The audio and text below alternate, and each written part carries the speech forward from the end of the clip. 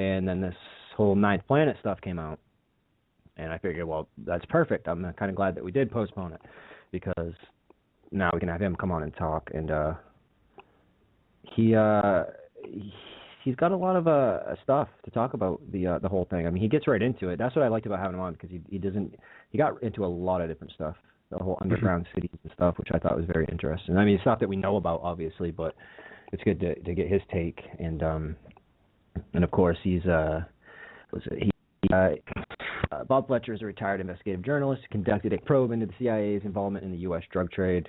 His report was presented to several congressmen, including Sonny Bono, and since then turned his attention to the return of Planet X. So it's a pretty short, vague just bio. Well, I'm sure he's going to have a lot to say about this news recently. Yeah. I'm actually, I refrained from actually discussing it with him in the emails, because like I talk to a lot of people, like I talk to Dennis McKenna once in a while, about the and stuff like that, conversations through email and stuff like that, and I refrained from doing it with Bob, because I was like, well, no, I'll wait till he gets on the show. I don't want to. So what's the deal? I mean, with this Planet X, I mean, the deal. A lot of people I can't say a lot of people. Not too many people talk about this, but but the people who do talk about Planet X suspect that this could be some sort of conditioning. I think it could just be the government's way of putting a story out so they can just play stupid when it finally does pass us. So they can claim that they warned us. Yeah. Like. Hey, we warned you. Yeah. Right. We told you. And it's not going to work. People are going to be pissed the fuck off when it passes. That's when the governments of the world are going to collapse, I believe. I mean, that's what Zeta Talk claims as well. They claim that the government's going to try to pass martial law a few times, and they're going to fail, and the people are going to rise up against the government when this thing finally does pass, because they're going to realize, holy shit, the government was lying. And yeah. So people are stupid, but they're not going to be that stupid, No, well, I mean, not that forgiving. We hope not, anyway. Yeah. Well, if the Nancy leader is correct, and if she's actually channeling these Zeta Reticuli alien gray beings, then there's a good chance people won't forgive the government, which needs to happen. We need to fucking overthrow them. Don't forgive them for anything anyway. No. I mean, we're pretty naive and stupid, though. I mean, and you know what's crazy is you would think that most Nibiru people that believe in Planet X would also believe that the Earth is flat. It's not so bad, actually. It's not that large. It's kind of statistically equal to how many people are truthers. So maybe like 10% of the people believe the Earth's flat. That's not too bad. 10%. That's still big. That's 10% too much. Hey, well, yeah, of course it is, dude. It's horrible. But that's like. It seems to be the case with truthers. 10% of truthers, please. And if you're listening and you do believe the Earth is flat, I don't mean to offend. I'm not going to bash you. That's okay. You're free to believe that. I was interested first time I saw that. Like when I first ran into it, like to claim that there's a dome over the Earth. The Earth is like encapsulated in this big glass dome. I was more interested in the hollow Earth because I thought it was more reasonable, and it is. Oh, it is. Yeah, I think that's it's similar, but. Yeah. Yeah. The thing that really got me, I know I don't want to give this too much attention, but was the whole faking the going into space and all that stuff. Like that's when people start like, okay, like even as crazy as it sounds, like I know anything's possible, but the whole we haven't gone into space and all this stuff, like that's crap. I mean, we haven't gone into space, of course. I knew it. Right. Well, I mean, I guess I've been in space before, on some LSD or something. I definitely. It was. I definitely saw a nice big round Earth when I was floating above the planet. So. Yeah, you and me both. Yeah, the Earth is definitely round. There's no doubt about it. I mean, people are going to say, "Well, what proof?" There's a lot of proof, but we're not going to talk about that this episode because we're talking about Nibiru. And Nibiru, man, what's the deal? When's it going to happen? That's what we're going to ask.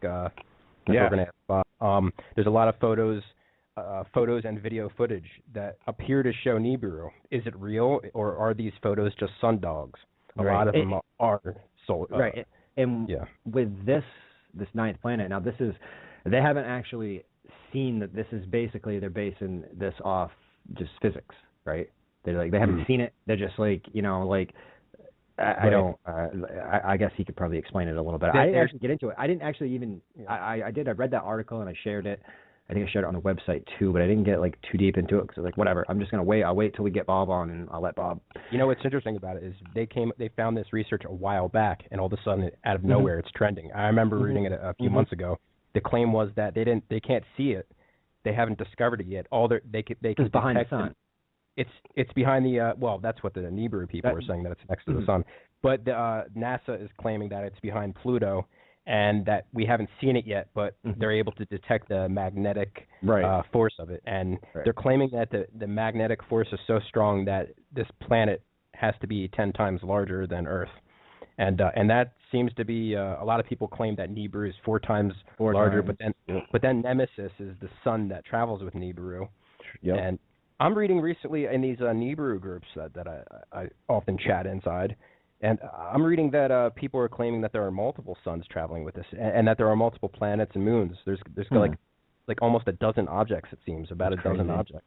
That's yeah, crazy. and like I mean, not crazy. Not crazy as in flat Earth crazy. That's just like, right. No, it's crazy. That'd be effing crazy if that thing by, because it would take up the whole sky, dude. It would look like a science fiction movie, you know. Absolutely. And the really cool thing when it does happen, and if it does happen in our lifetime, which I hope it doesn't happen in our lifetime, I don't want it to happen. You know, people it's happening. I do not want it to happen. That would be cataclysmic. Yeah. I mean, it's just this society sucks and everything, but I don't want us to like be destroyed. I don't want that would be. But dude, there's going to be some crazy plasma going on. Huge electrical plasma going from our planet to this Nibiru, because magnetic charges. It doesn't. We don't have to touch it. It just has to get. Oh no. Yeah. I mean, not even really close, but I mean, you figure. I mean, like that gets in. Yeah, man. That's. That's a great documentary recently. Something called I forget what it's called. It's made by the people who made the documentary Thunderbolts of the Gods, and but inside of it shows that the cave drawings that you see of in all sorts of different cultures across the planet, like that for thousands of years old. These cave drawings. A lot of these weird, strange-looking beings that you see in these cave drawings. Yep. They're not. They weren't actually people that these people were drawing on their cave walls. They were. They weren't aliens either. They were actually. They were the electrical. The emissions. What I just mentioned it. The coming from Nibiru to our planet, kind of like it's like a string of energy, plasma. Yeah. Going back and forth to the planet. And this thing is going to look crazy. And they were actually able to duplicate this plasma discharge in laboratories, and they record it on video. And the actual plasma that's going inside these laboratories that they film looks exactly like all the drawings on the wall. For instance, you know that the ancient drawing where you have the hand and the eyeball in the center of the hand? Yep. That's actually a plasma discharge that come from this large object. Yeah. And that's all right. And actually the hand itself is a mixture of plasma, and it's supposedly the planet Nibiru that in front of all these other planets. Okay. And this one documentary tries to claim that it's not Nibiru, that it's actually, what is it, Saturn, I believe? No, Jupiter. I'm sorry, Jupiter, Mars, and Venus. So this documentary claims that Jupiter, Mars, and Venus, it was either Saturn or Jupiter, I think it was Jupiter, actually left their orbits at one time and were much closer and caused all sorts of destruction on the planet, which, as far as I'm concerned, is physically impossible. Something would have had to cause these planets to leave their orbit, and that, to me, is physically impossible. Yeah, well, that's a good point. The idea of there being an extra planet that has an elliptical orbit that travels around, and some people claim that it's not an elliptical orbit. It actually crosses over, so it's kind of like a big figure 8, and it goes both sides way outside the solar system. You know what I mean? Like it's like a figure 8, and we're in the center of that figure 8, Yep. Which means that it's not going to pass us twice, it's just going to pass us by once. So it's not going to have to enter the solar system, pass us, and then pass us again as it's leaving. It's actually just going to sneak up on us from the opposite side of the sun. And that's crazy. Wow. Yeah. And this Nemesis, the brown dwarf that travels with Nibiru, is supposedly keeps to the planet warm. And this planet, and I know we had a guest on before that was claiming it was like Lemurians and not Anunnaki, but I've never heard of that. I don't know what that guy was talking about. Who was that? I don't know. It was a few guests ago. It was some guy. Oh, Dennis Watts. Okay, yeah. right? That's I don't. Yeah, I kind of forgot that interview. I was like Lemurians, the Anunnaki. The Yeah, Anunnaki that was when we got now. into all that. Yeah, The all that. Anunnaki the deal that they can't hurt people. Yeah, so that was it kind of lost me on that when we got talking about that.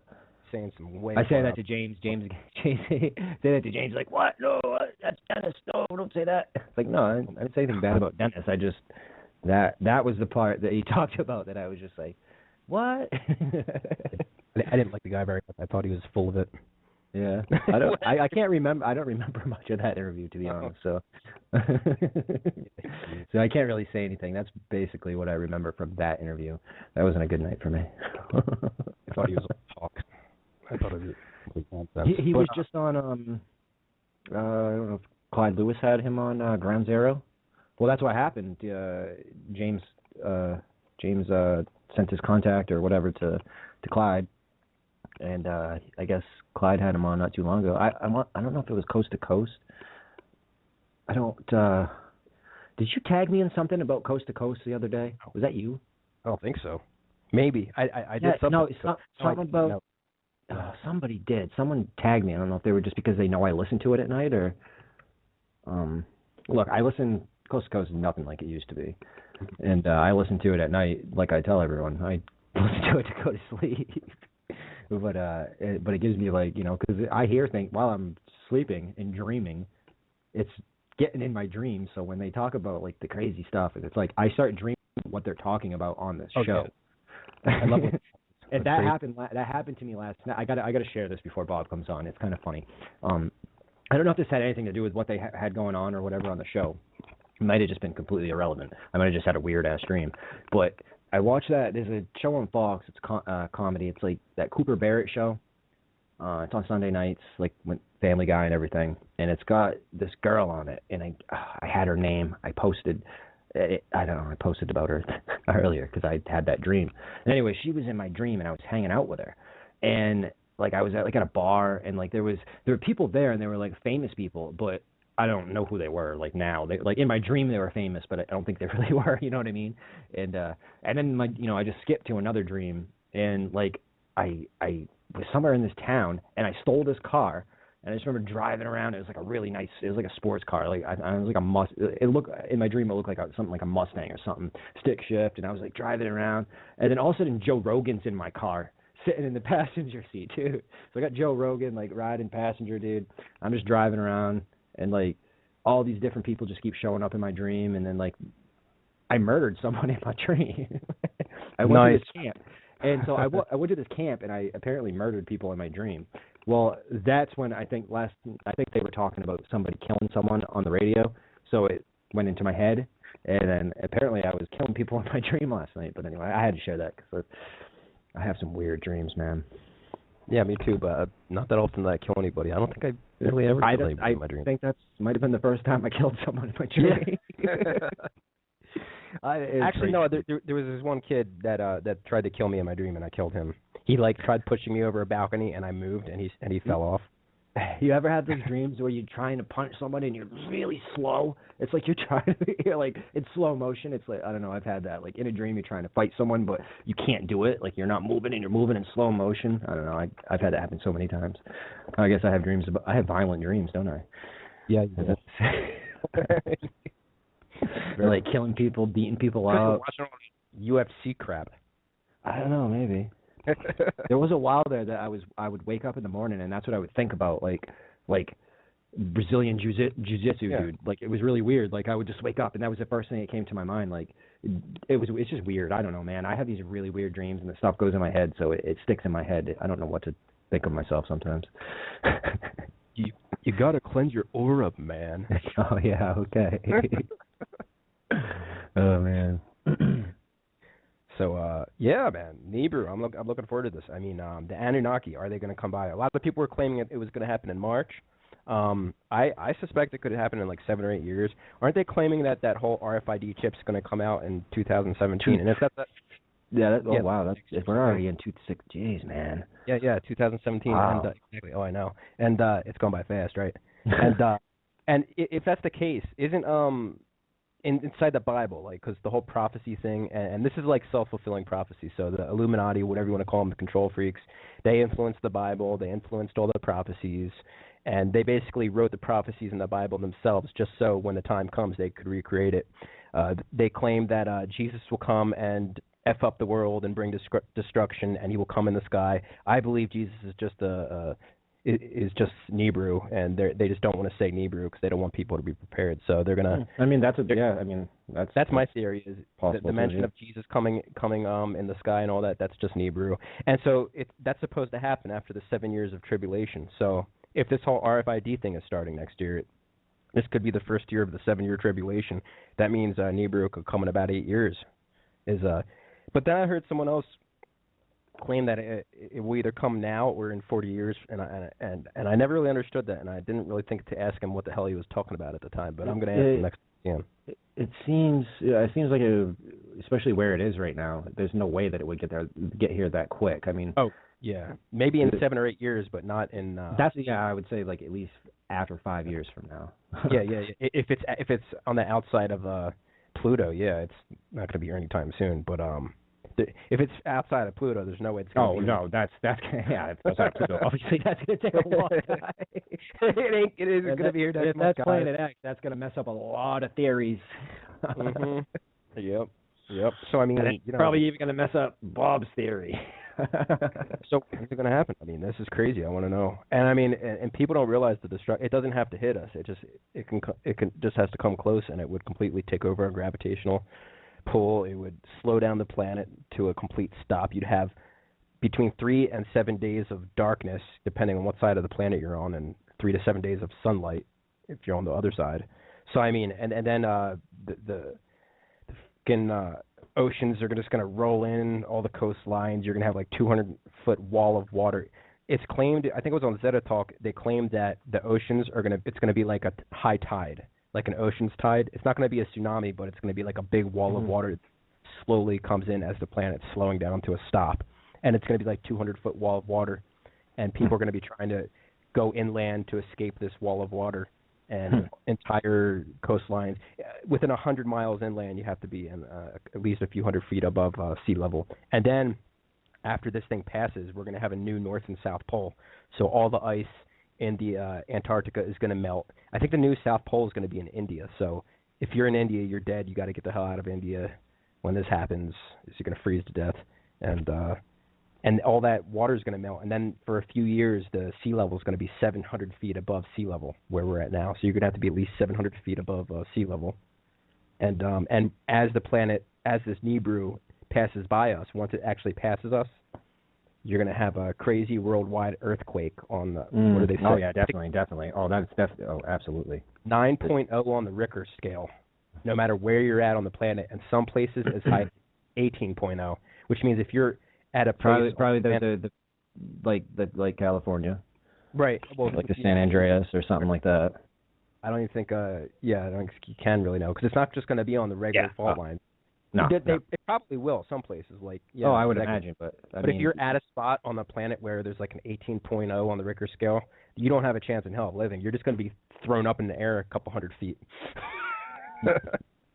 You're going to be like shot up into the air. That's how crazy that is, Yeah, that is. You don't have a shot in hell there. It sounds fun. Yeah. And there's this huge red iron dust cloud that's traveling with Nibiru, and it's going to cover the whole planet in this fine red dust. It's iron. It's going to be toxic, and supposedly, at least Zeta Talk claims, that's where we get our oil from. This dust cloud from Nibiru, and they claim that all the oceans and lakes and rivers will be red like blood. That's that's in the Bible. That is. Wait, whoever called in, you're on mute, so I got to dial up the guest.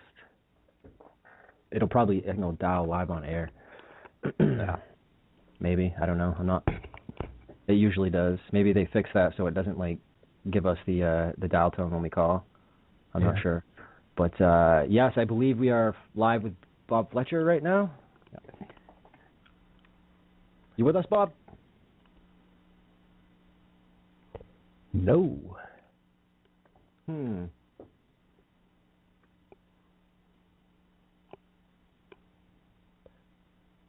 All right. Well, anyway, I got him dialed.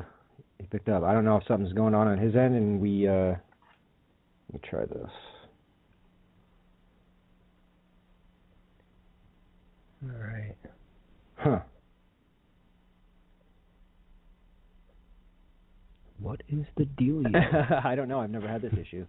It dialed out, so he's connected right now. He can probably hear us talking, but we can't hear him.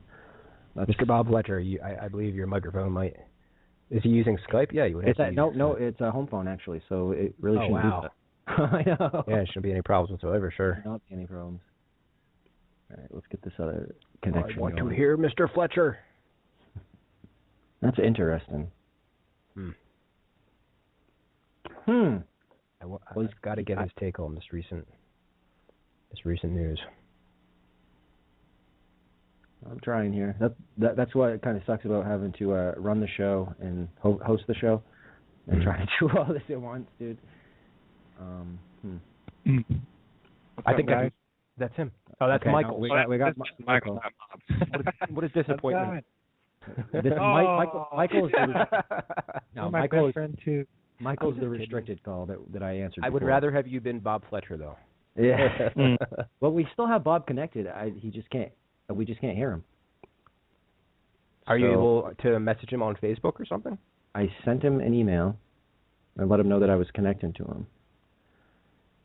You need to do better than email. That's the only contact I have. You want to hang up and try calling him again? Yeah, I think I'll try that. It's weird. Okay. How you doing, Michael? How was work? Another day, man. Yeah. That's all I can say. All right. Yeah, I know I got the number right because I copied and pasted it. So he's probably he's trying to talk to us and. Oh, I hope not. All right. So landline. Yeah, I got it. Same. Yeah, I got the number right.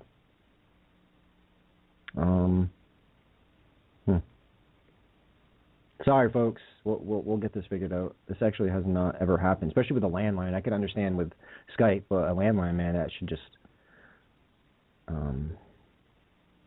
try this. And so, that's Michael, what are your thoughts on Planet X? Oh, here we go. See now it's now. Yeah, that's I didn't fine. do that before. That's weird. Hello. Hello, Bob. Contact with with Earth. Here, what are you doing? Okay, very good. We've gotten together. There's got to be a song in there someplace. Okay, very good. Well, we were going crazy here, and I don't know if it was your end or my end, but that's okay. I honestly think it was neither of our end. I think it was the Blog Talk Radio. It's all their fault. God. The blog God. Yeah. Okay, so what are we doing? Are we going to go on the air this week, or what's happening? Are we set? We're live right now. Okay, good. For the folks that are listening, we have no idea what's going on this side. We had the electronic wizards are fooling with us or something. So now we're contacting. Let's go from there. We'll make like nothing ever happened and start over again. Sounds good to me. So, hey, good evening. I'm just glad to be here. Yes, excellent. We're happy that you came on the show. And, I was telling Jeff earlier that I was kind of glad that we did postpone that last time because of this new not glad, you know what I mean, but just because it kind of turned out, I didn't mean it like that, but because it's good because of this new stuff that they're finally telling us that there's some other planet or whatever. So, yeah, so I guess we. However, we got to be careful with that. But how would you like to start this evening now that we made our telephone connection? Do you think the new show X-Files will mention Nibiru at all? I hope so. I don't know. I don't know. Come on, it depends. How I guess, awesome would that be? Well, eventually somebody's got to mention it. That's the problem. Yeah. Now, listen. Let me. I don't know how many of your listeners do or do not know who I am. I don't know whether I should give this kind of a little bit of an update, particularly for those who are saying, "Who is Bob Fletcher?" Anyhow. Yes, please, yes. Okay, and then we can kind of go on from there. And of course, for the people that are wondering what we're talking about, I had, of course, done actually a year ago released a DVD expose on the discovery of Planet X. But let me give those folks who don't know who I am kind of give them a brief update because otherwise it would take a month on the air to do a real good on my background. Sure. So I have to pass over. Pretend you've already had 29 days of it on the air. But to put it in a shortened version, many years ago, back basically in about 1985, I had been in several businesses. I had been an executive in the music business with MCA Records, which is the biggest record company in the world, on up again and off again, but MCA being a gigantic record company. And I was a promotion director with the MCA during let's say in the 70s, and been in and out of several businesses. In the early 80s, I had briefly for about a year or so an international consulting company with one of my partners in that business. Literally was the consulate general or the attaché in Washington, D.C. to from the country of Liberia. And so we were doing international consulting and et cetera, and he was my partner, where you could actually call the embassy back at that time and contact me or leave a message directly through the embassy. So it was pretty good for business. There's nothing better than having on your business card the alternate phone number to my office was the embassy in Washington, D.C., which most countries would not do that, but in this case, he had been there for like 15 years, so he didn't care. There was nobody. The president, the seated president in Liberia was his boss, so he had fairly high up. But the reason I mention that is my next step was in my life was a toy company. I became a manufacturer of toys. I had a particular toy that I had invented that was rather unique, and I started making a few of them kind of as a hobby, and they became such a big deal that when the consulting company closed, we closed doors on that because there was an overthrow of that country of Liberia in approximately 1980, and when that happened, most of the people we had signed some $1 million contracts with were killed all in 1 week. So that's the way they do the change of presidency over there. So anyhow, I can look back at kind of on a humorous point at this point in time, but it's kind of terminated most of our contracts. So I went into the toy business, manufacturing toys, and which is as far away from political mainstream or political corruption as you could possibly be by manufacturing toys. And I had a couple of retail operations in amusement parks and things of that sort. And of course, had not up to that point been very politically oriented, because the average guy, which I put myself in that, well, maybe I'm never average, but pretty much in that category, I just was not, I didn't care what went on in Washington, because I always kind of assumed in reality it didn't have a real good connection to my personal life, like most of us. And so I was looking to expand the toy company. We were doing very well, and I wanted to go on television with the toy, because with that kind of a product, we would have sold, like 10 million of them in a couple of months on television. That's the kind of toy it was, a demonstration kind of a thing. So I ran across a company. A fellow had a company, actually had about 6 companies, and he had a lot of money. I met him in New York City in a marketing company, a marketing convention for miscellaneous products, a gigantic show, 35,000 participants in this particular marketing show, which is once a year in near Madison Square Garden. It's really a big thing. So I ran into this fella, and he jotted down on his business card, and he handed it to me, and he just said, "I'm interested in a large number of toys that you manufacture. Contact me when you get back to Atlanta." So I just took the card and put it aside, because when you're doing those shows, you get 1,000 people like that just come by and say, "Call me when get back, and I'll buy $1 million worth of junk from you." So the bottom line, to cut to the chase, as they say, this gentleman, using that term in the wrong definition, but this jerk was in fact a supplier of covert weapons for the United States Central Intelligence and National Security Agency.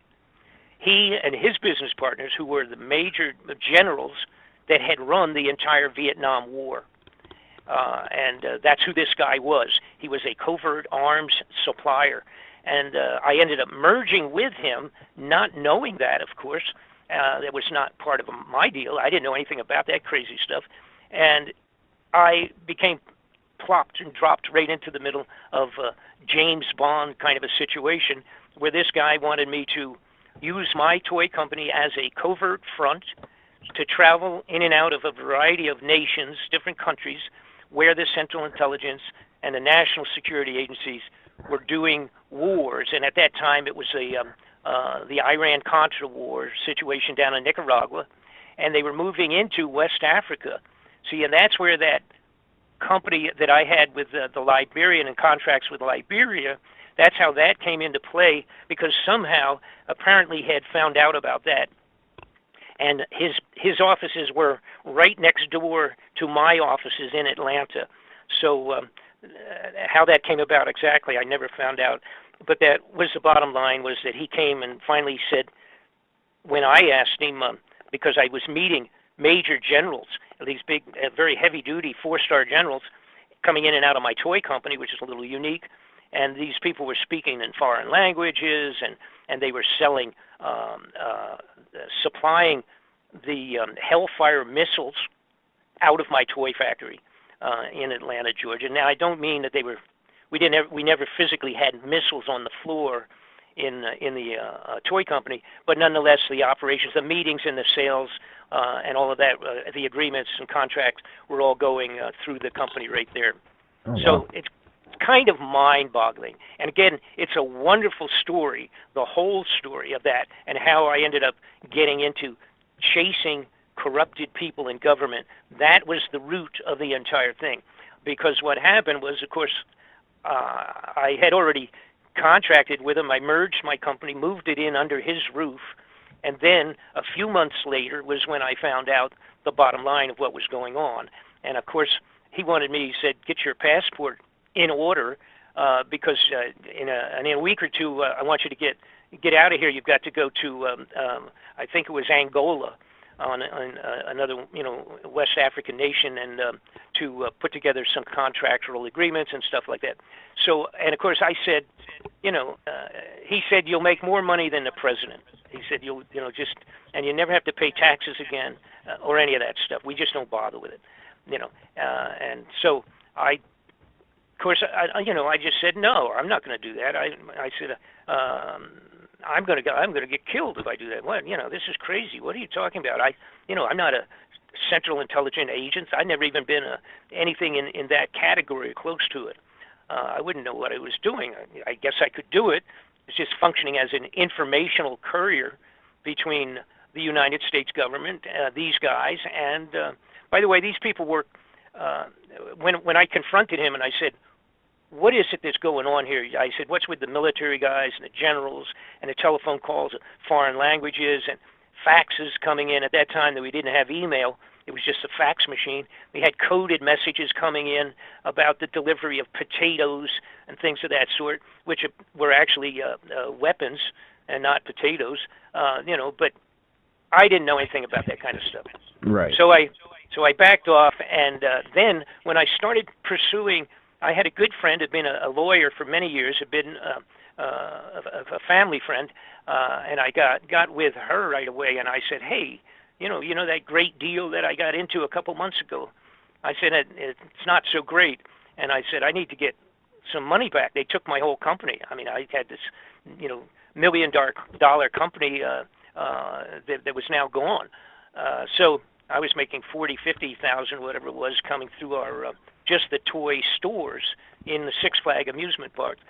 So the bottom line was, when we started moving forward with the potential of doing a simple legal action, a fraudulent contract, and they had plenty of money. They should have just paid me my money back and been done with it.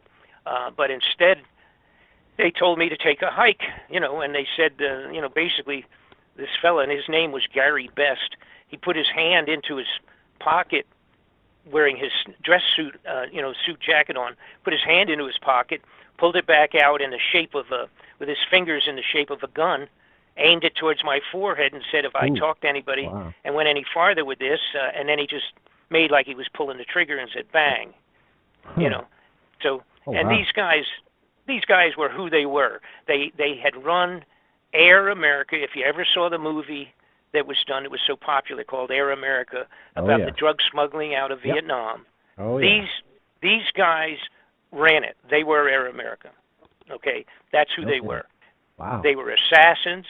They had done all of the assassinations during the Vietnam War. The shipment involved coming out of with the drugs coming out of Vietnam.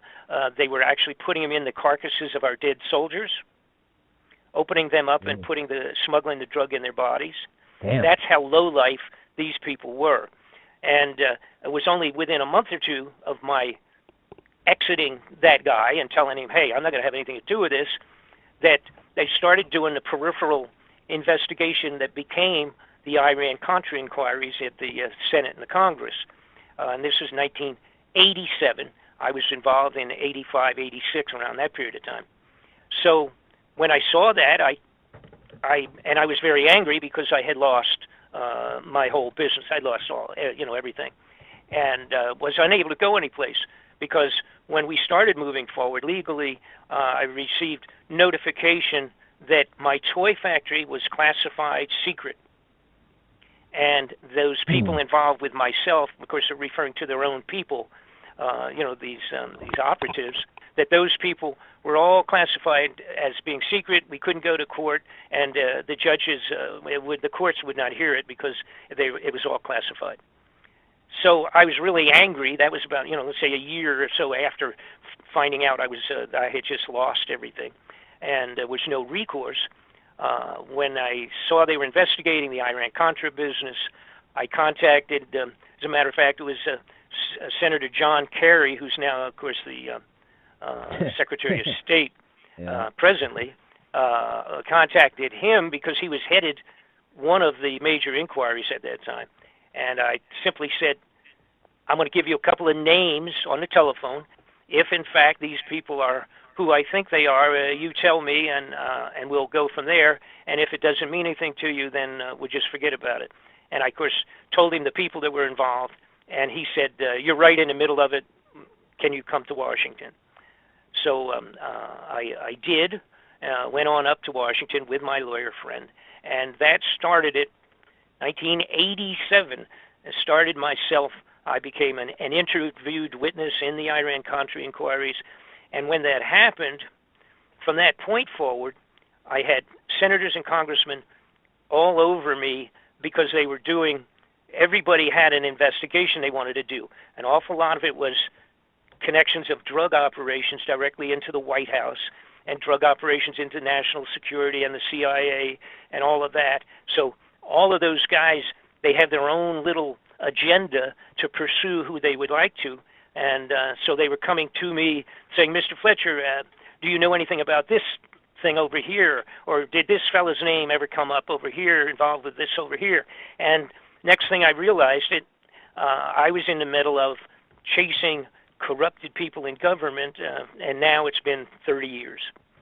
So now and ended up being it's just so many, and it was a wonderful experience, mind-boggling. I mean, it's stressful, obviously, because what I discovered is that the corruption in our government, from the president down, including senators and congressmen and everyone else, for the most part, almost all of them are corrupted in one manner or another.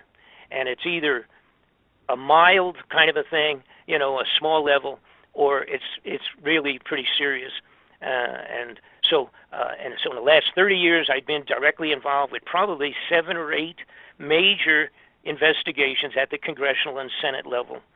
And one of the biggest ones that never quite got off the ground was investigations that I was doing for and with Congressman Sonny Bono. And 15 days before that inquiry was going to actually open up on the floor of the United States Congress with Sonny, They murdered him. He was murdered on the ski slopes. Yep. They told everybody he ran into a tree. Yep. And everybody got a nice little giggle about how stupid he was to run into a tree. And he was dead, and that was the end of it. And we never got to get that off the ground. That would have impeached president and vice president at that time. It would have put people in prison. It was an amazingly heavy-duty inquiry connecting drug smuggling and murder and assassinations right up into the highest level of our security in the United States government, period. Wow. I had received I had supplied them with enough information myself personally, documentation, and even recorded statements of drug operatives and all of that. I had supplied all that to Sonny over a period of about 8-9 months. And in December of, try to get the right date, but I think it was, let's see, what would it have been? 90, okay, so it would have been 97, December of 97, most of the year of 97, I was doing that, supplying that information to Sonny. And in December, about the 10th of December, they called me. I was living in Los Angeles at the time. They called and they said, the committee it's all done. It's ready. We're going to have subpoena powers to carry out this investigation and on the floor of the Congress. Can you plan in January to get into Washington? And we actually going to have subpoena powers. And that's very unusual. They don't usually have subpoena powers with congressional and senatorial inquiries because an awful lot of people would be in prison if they did that.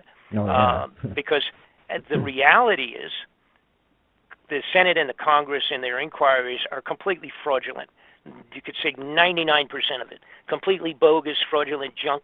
They do it to feed the public the concept or the idea that they're trying to do something and make things better and arrest people, and that never happens. It's all junk, including every major inquiry that I've ever seen in the last 30 years.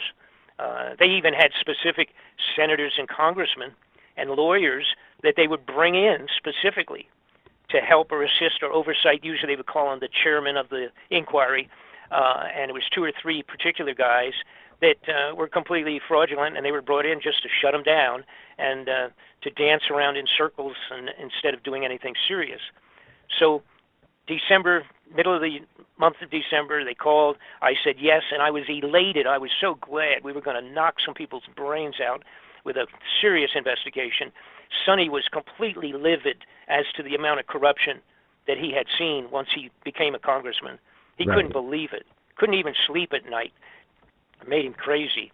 For people that don't remember, during the inquiry for the Waco church that burned back, it was burned down by the government. Yep.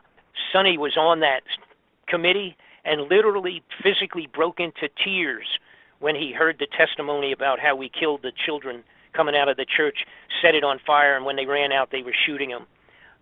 You know, and he found out all of this material. He literally broke into tears on the floor of the Congress. He couldn't handle it. But that's where his head was. They couldn't buy him off, couldn't shut him up. So the alternate, therefore, was to kill him before that committee opened up. They went on their break on about the 15th of December. 10 days after the telephone call to myself in Los Angeles, Sonny was murdered, pistol whipped to death on the top of the wow. And I did do an investigation on that separately, which is in a DVD if anybody's interested, a complete coverage of my investigation on that, including his autopsy and all the rest of that. There's absolutely no question that he was murdered. I believe it took us 2 years almost to get the autopsy, and I was working for Sonny's mother, actually working for Sonny's mother and her attorney in Los Angeles, and she couldn't get it. You know, that's how corrupted this thing was. And so we did finally get it. It didn't, you know, and then of course I was unable to go any place. I wanted to have it reopened, but I got, you know, and there's a lot of reasons why. Primarily, it was the people that had the best information. All of them benefited from his death in terms of financial or something. So, end of story. So now it brings us up to where we are a couple of years ago. Again, I have about 10 DVD reports that are available to the general public. They can get them if they're interested at my website, bobfletcherinvestigations.com. They're all investigations that I was directly involved with. They're not reporter. I'm not a reporter doing things of other people's miscellaneous hand-me-down stories. They're all my own personal experiences, and they're all pretty good. It's includes material and documentation that other people never had. I had in my possession back in the 80s, I was able to secure Oliver North's all of the notebooks and all of the transcriptions, not only out of his computer, but out of his front vest pocket. I had his own notebooks, actually, where this Oliver North, by the way, for the younger folks, he was the primary character in the middle of the Iran-Contra arms deal and the drug operations in and out, swapping drugs for weapons with the CIA and with those characters that were in my toy factory. They literally used to fly planes, U.S. military planes, loaded with illegal arms and deliver them to the Contras, the revolutionaries, and then swap out $10 million worth of cocaine loaded on the airplanes, fly them back and offload them at our Air Force bases.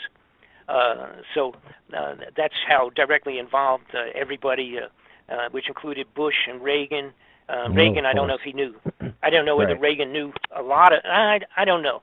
I'm not sure, but he was the kind of guy that of course, Reagan and Bush was his vice president, and then he became president and continued, and then his son became president and he continued it. They used their oil rigs for delivery points for the narcotics and all of that. I've heard that. But I literally had all of the documents that were sufficient unto themselves to impeach the whole bunch of them and put them in prison. And unknown to most people, Oliver North, who stood so proudly with his hand raised and then lied to the Senate and the Congress during the investigations, and then later admitted that he did, I had his personal handwritten notes that said, pick up a supply an airplane to pick up 1,500 kilos of MASH in his own handwriting out of his vest pocket.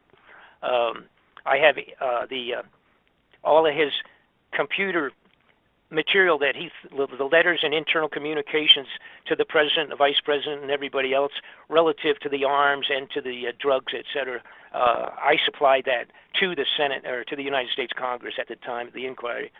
I had chief legal counsel of the House Foreign Affairs Committee. When I sat in front of him and hand-delivered 155 pages of this stuff, I thought he was going to fall off his chair because they had never even seen it. These were the guys that literally ran the inquiry in Washington and had never even seen what the toy manufacturer delivered to them in their face back in the 80s. So 2 years ago or something, somebody came to me and said, Bob, there's a huge amount of money vanishing out of all sorts of budgets, big money, and if you could kind of look into it, can you look into this, try to figure out what's going on with this? And this had happened many times over the last 30 years now, where people would come or somebody would call or come by the office or whatever and drop off a little envelope with some information, and he would say, hey, we're going to look into this. Do you have anything that connects to this thing? Being involved with it for so many years. And so I said, well, sure, I'll look into it. I'm kind of I'm getting old at this point in time. Now I'm 75. And so at this time, I'm kind of been away from an awful lot of the people that were some of my best insiders are dead now. And half of them are natural deaths, and the other half expedited Central Intelligence operations to terminate them. But I said, sure, what are we talking about? And they said, billions of dollars. And, I said, billions? And then they said, well, even trillions of dollars. And I said, well, wait a minute. You can't even you can't money launder $1 trillion. How do you do that? I mean, I was used to, and some of those people that I'm talking about, we're used to chasing down something where some congressman's doing got advanced stock information and ripped something, or maybe it's $1 million because they wanted a new house in Tahiti or something. And so that was a typical thing that we're used to looking into. But I said, wow, what are we talking about? So I got the necessary basic information to start looking into it. And this is like 2.5 years ago now. And one thing led to another. And the bottom line, I found out to my surprise and literally shocked to find out that there were $1 trillion at a time vanishing from the budgets. And you have to get a handle on this. We have a handful of budgets. You had the legitimate budgeting for government operations, which are supposedly agreed upon by the Congress and the Senate. They never read that stuff. Sometimes you're talking about a 4,000-page budgeting layout for, So any time a congressman said, I went over all of it, before I voted, that's baloney. I mean, it's almost, it's laughable, and it is ridiculous. It is. They say, oh, we carefully went over it, get out of here. That's a joke. So, but you have the budget that theoretically is there year in and year out, and they vote on it and change it and update it and all that, and usually try to put little things into it where they ripped off a couple million to go into their district so they can get elected again next year to build a library for blind people or something like that. Some of the projects that they do are absolutely ridiculous, like investigating why rats and mice can't see good on a foggy afternoon or something like that. You can't imagine the money that goes into different districts under a congressional person's name or a senator's name in their area for stupid, moronic, unbelievable things. $1 million here, $2 million here, $3 million there. And then if you look closely at it, you'll find out his cousin is a guy that's running some company someplace, and he needed a $10 million financial assistance, and that's what it amounts to being. Stuff like that. All right, but that's not a big deal. But what was going on was they had black budgets that are interesting. Yeah, well, what's interesting is, first you have regular standard budgets, okay, and they steal out of that. That's pretty easy. Then they have black budgets that, in the most case, a lot of congressmen and senators are not cleared for secret at all, or top secret. That's for sure. They're just not cleared to even see it, so they don't even know what they're saying okay to. And they have these carte blanche things like $2 billion for a particular aircraft development program, and they don't even know what it is, but they sign off because otherwise, they're going to make somebody angry, so they don't do it. They'll just go ahead and sign off on these. And we have to remember, too, that what I just said, that is that the senators and congressmen, very few of them are at the top secret cleared level, period. End of story. So that they don't know. An awful lot of them do not even know what I know, and that's only because I had people for so many years that would tell me, they not supposed to, but they did, and told me about things, and so I actually knew more and had more information than many of the senators and congressmen. Then they have budgets that are not just secret, but then they have the top secret, and then they have above top secret, and so you have this giant amount of money that nobody knows anything about going someplace, and that's on a regular basis. So what I found out when they're building something. Yeah, well, yeah. So when I got into looking into it, and which became the this heart, this center of the investigation that I just completed a year ago, finalized it, and released a DVD, made it available to the general public, and it is that in 1983, some point in time there, when Ronald Reagan was president and George Bush was actually president but was pretending he was vice president, he and his administration, they came in and they said, we got some really bad news. The rumor of Planet X, which had been banged around for 50 years, I mean, been written up in stories and books and movies and all kinds of stuff about this planet called Planet X Nibiru, whatever you wanted to call it. Zachariah Sitchin. Zachariah Sitchin had an awful lot to do with it. He wrote several books talking about his deciphering thousands of clay tablets. As a matter of fact, there was like 22,000 of these. They were discovered in the Syrian area, where they literally had written and inscribed like books, if you will, and he was one of the few people that was able to decipher it. And when he did, he found out the story of this planet that comes around from the far reaches of our solar system, comes back around. He thought, and he claimed, that it was a 3,500-year cycle, an orbit, a cycle of 3,500 years. Now, there's a big dispute about that between people that have been studying this for their lifetime. I was not into it for my lifetime, but and there is a push and a pull between groups that it may actually be 350 and not 3,500. Right, I've heard that too. Yep. Right, and the point of that is, and by the way, I'm getting ahead of myself a little bit here, but for the people that don't know anything I'm talking about, I love the Earth Chronicles. So this planet, anyhow, comes around in a huge orbit. It's similar to Halley's Comet. Halley's Comet, which everybody knows about, comes around every 75 years. Now that you can set your calendar and give or take a day or two, 75 years, Halley's Comet will be back around again. And it comes around, goes around the sun, and circles back off into, again, in that case, it's a 75-year orbit. And this one, the Nibiru Planet X, had been written up to being and analyzed and calculated, et cetera, by many people, to be on a 3,500. Now, it may be a 350 year, all right? And if it was a 350 year, that meant physically that it would have actually passed around the sun and back out 10 times during a 3,500 year period. So, and since 350 years ago, right now, we still, we don't have real good records. There were no films or news reporters. Well, that's maybe a good thing. But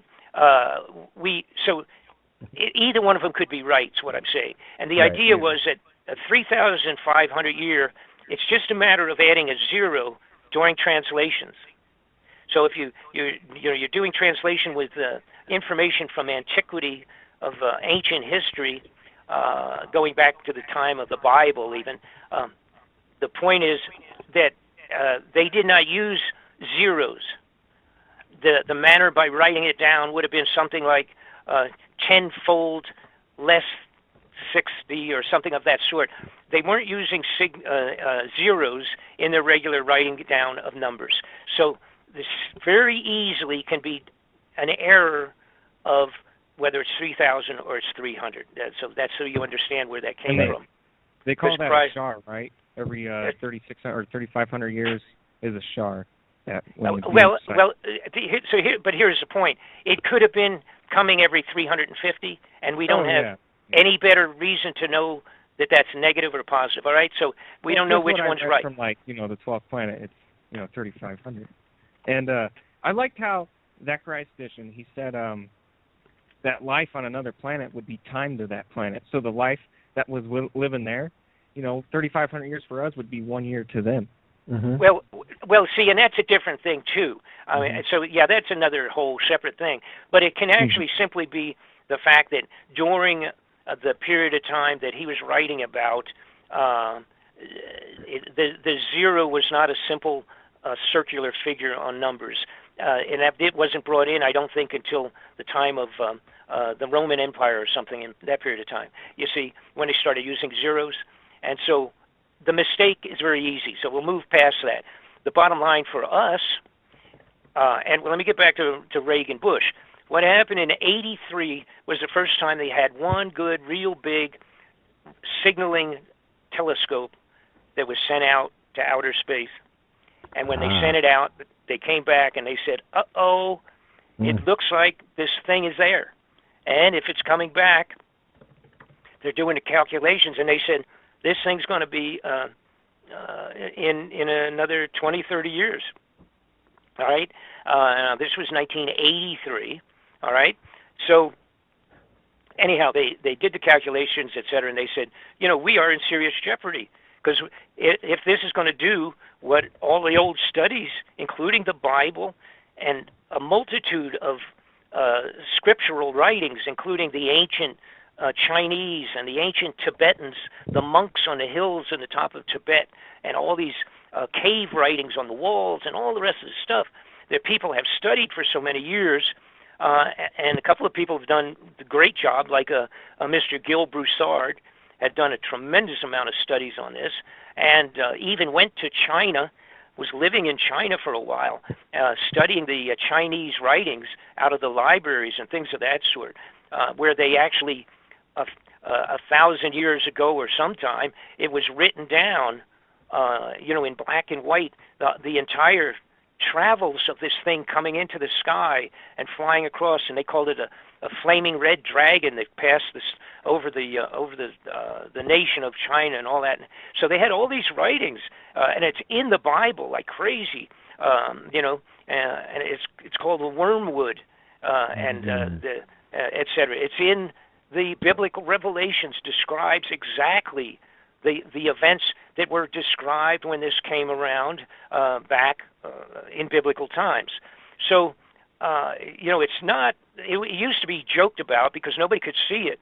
And then, of course, the realization is that it's an infrared planet. It's something that you can't see. It doesn't put out its own light, so we won't see it until it gets coming in close enough to pick up our own sunlight. Once it does, then you will see it. But what I discovered from doing, again, my investigations, and I was, the idea, and again, I was looking for the money. Remember that, okay? I was looking for, where does the big money go? What was it that all of a sudden in the 80s changed all kinds of budgets? It changed what we were doing with our outer space NASA projects. It changed. They started talking about doing that Star Wars.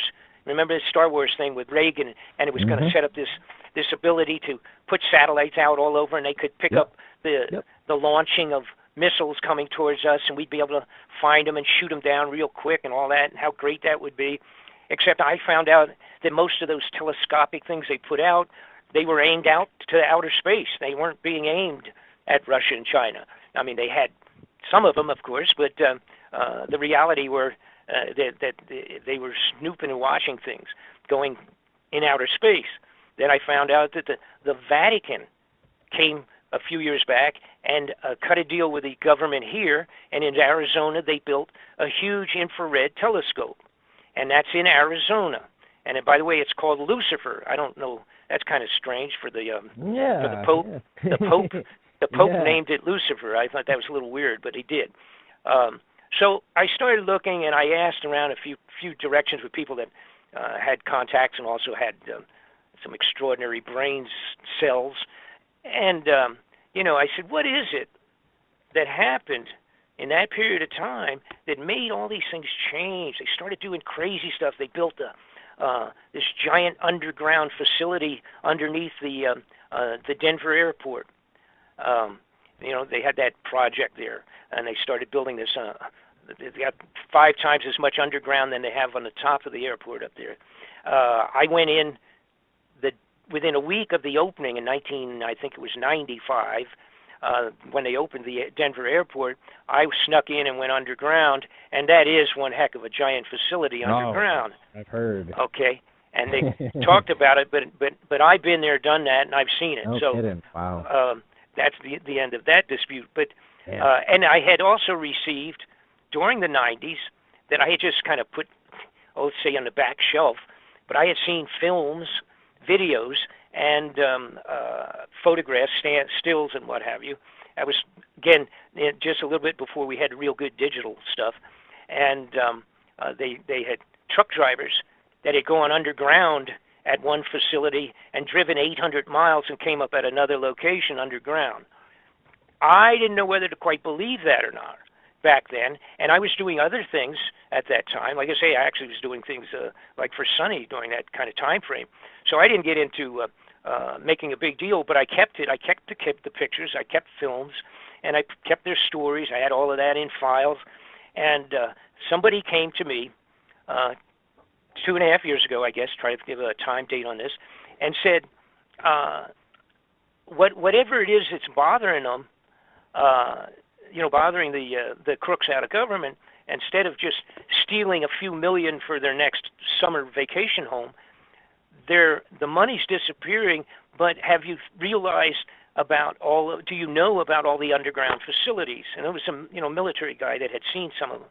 And I said, well, I was kind of like, I was aware of it, but I don't, are you talking a lot, or what do you, because I didn't think there was that big of a deal, because in reality, before 83, there wasn't. There was a few of them, underground, and most of them were legitimate, like the NORAD facilities for keeping track of missiles and possible invasions and what have you. So I said, okay, is there really big numbers of these, or what are we talking about?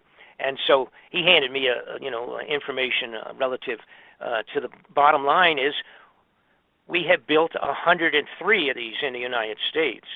There's that many of them underground. They literally are gigantic hideout survival facilities for the elite upper crust of the United States of America. We're talking locations that can hold 10,000 people.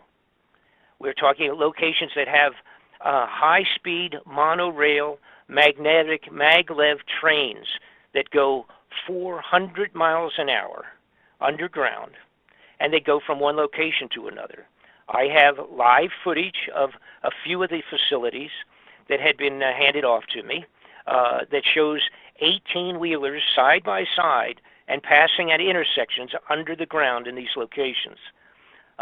They have some of the facilities have extra amount of capability of growing foods underground, complete vegetation growth of necessities. They had, then I found out, I have paperwork related to it, I found out that in fact they had been for the last 5 years buying freeze-dried foods and survival foods by the millions and millions and putting them into the underground facilities. And with a time frame to have most of it done by 2012, 2014, the delivery of the foods. We actually have FEMA paperwork that shows their inquiry with some of the bigger companies and asking them how many tons of this food or that food could be supplied in a short period of time upon request, et cetera, et cetera. For the last 5 years, there has been a shortage of survival foods to go into the regular retail outlets above ground for the public consumers. They have had a shortage. The big companies have not even been able to get the orders that they wanted, such as Walmart, not being able to get as much to sell to their people in their stores because the government had taken all of the advanced contract for delivery on the freeze-dried survival foods. So that's what they had been, where all the money had been disappearing. And Donald Rumsfeld, who was the head of the Defense Department, sat down in front of one of the congressional inquiries that I'm referring to back. As a matter of fact, this was in 2001. Let me think. Yeah, 2001. It was, he sat before the Congress on an inquiry on disappearance of some monies, and he said the Defense Department in the last few years has lost, been unable to account for $2.3 trillion. And he told the United States Congress about that. All right? When he told it to them was the day before the 9/11 Twin Towers attack on the World Trade Center. Wow. The day before. Now, what also happened, all of the paperwork that would have supported that information was destroyed on that day because of the explosion that took place at the Pentagon.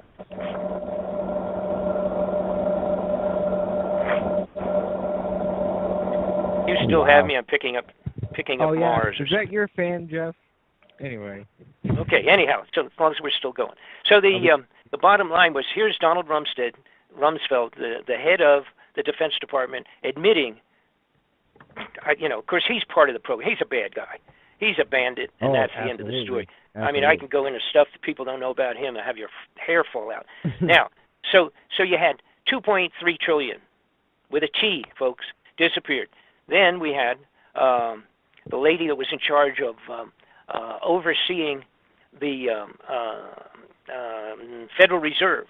Theoretically, she's supposedly the auditor, so to speak, or part of that thing.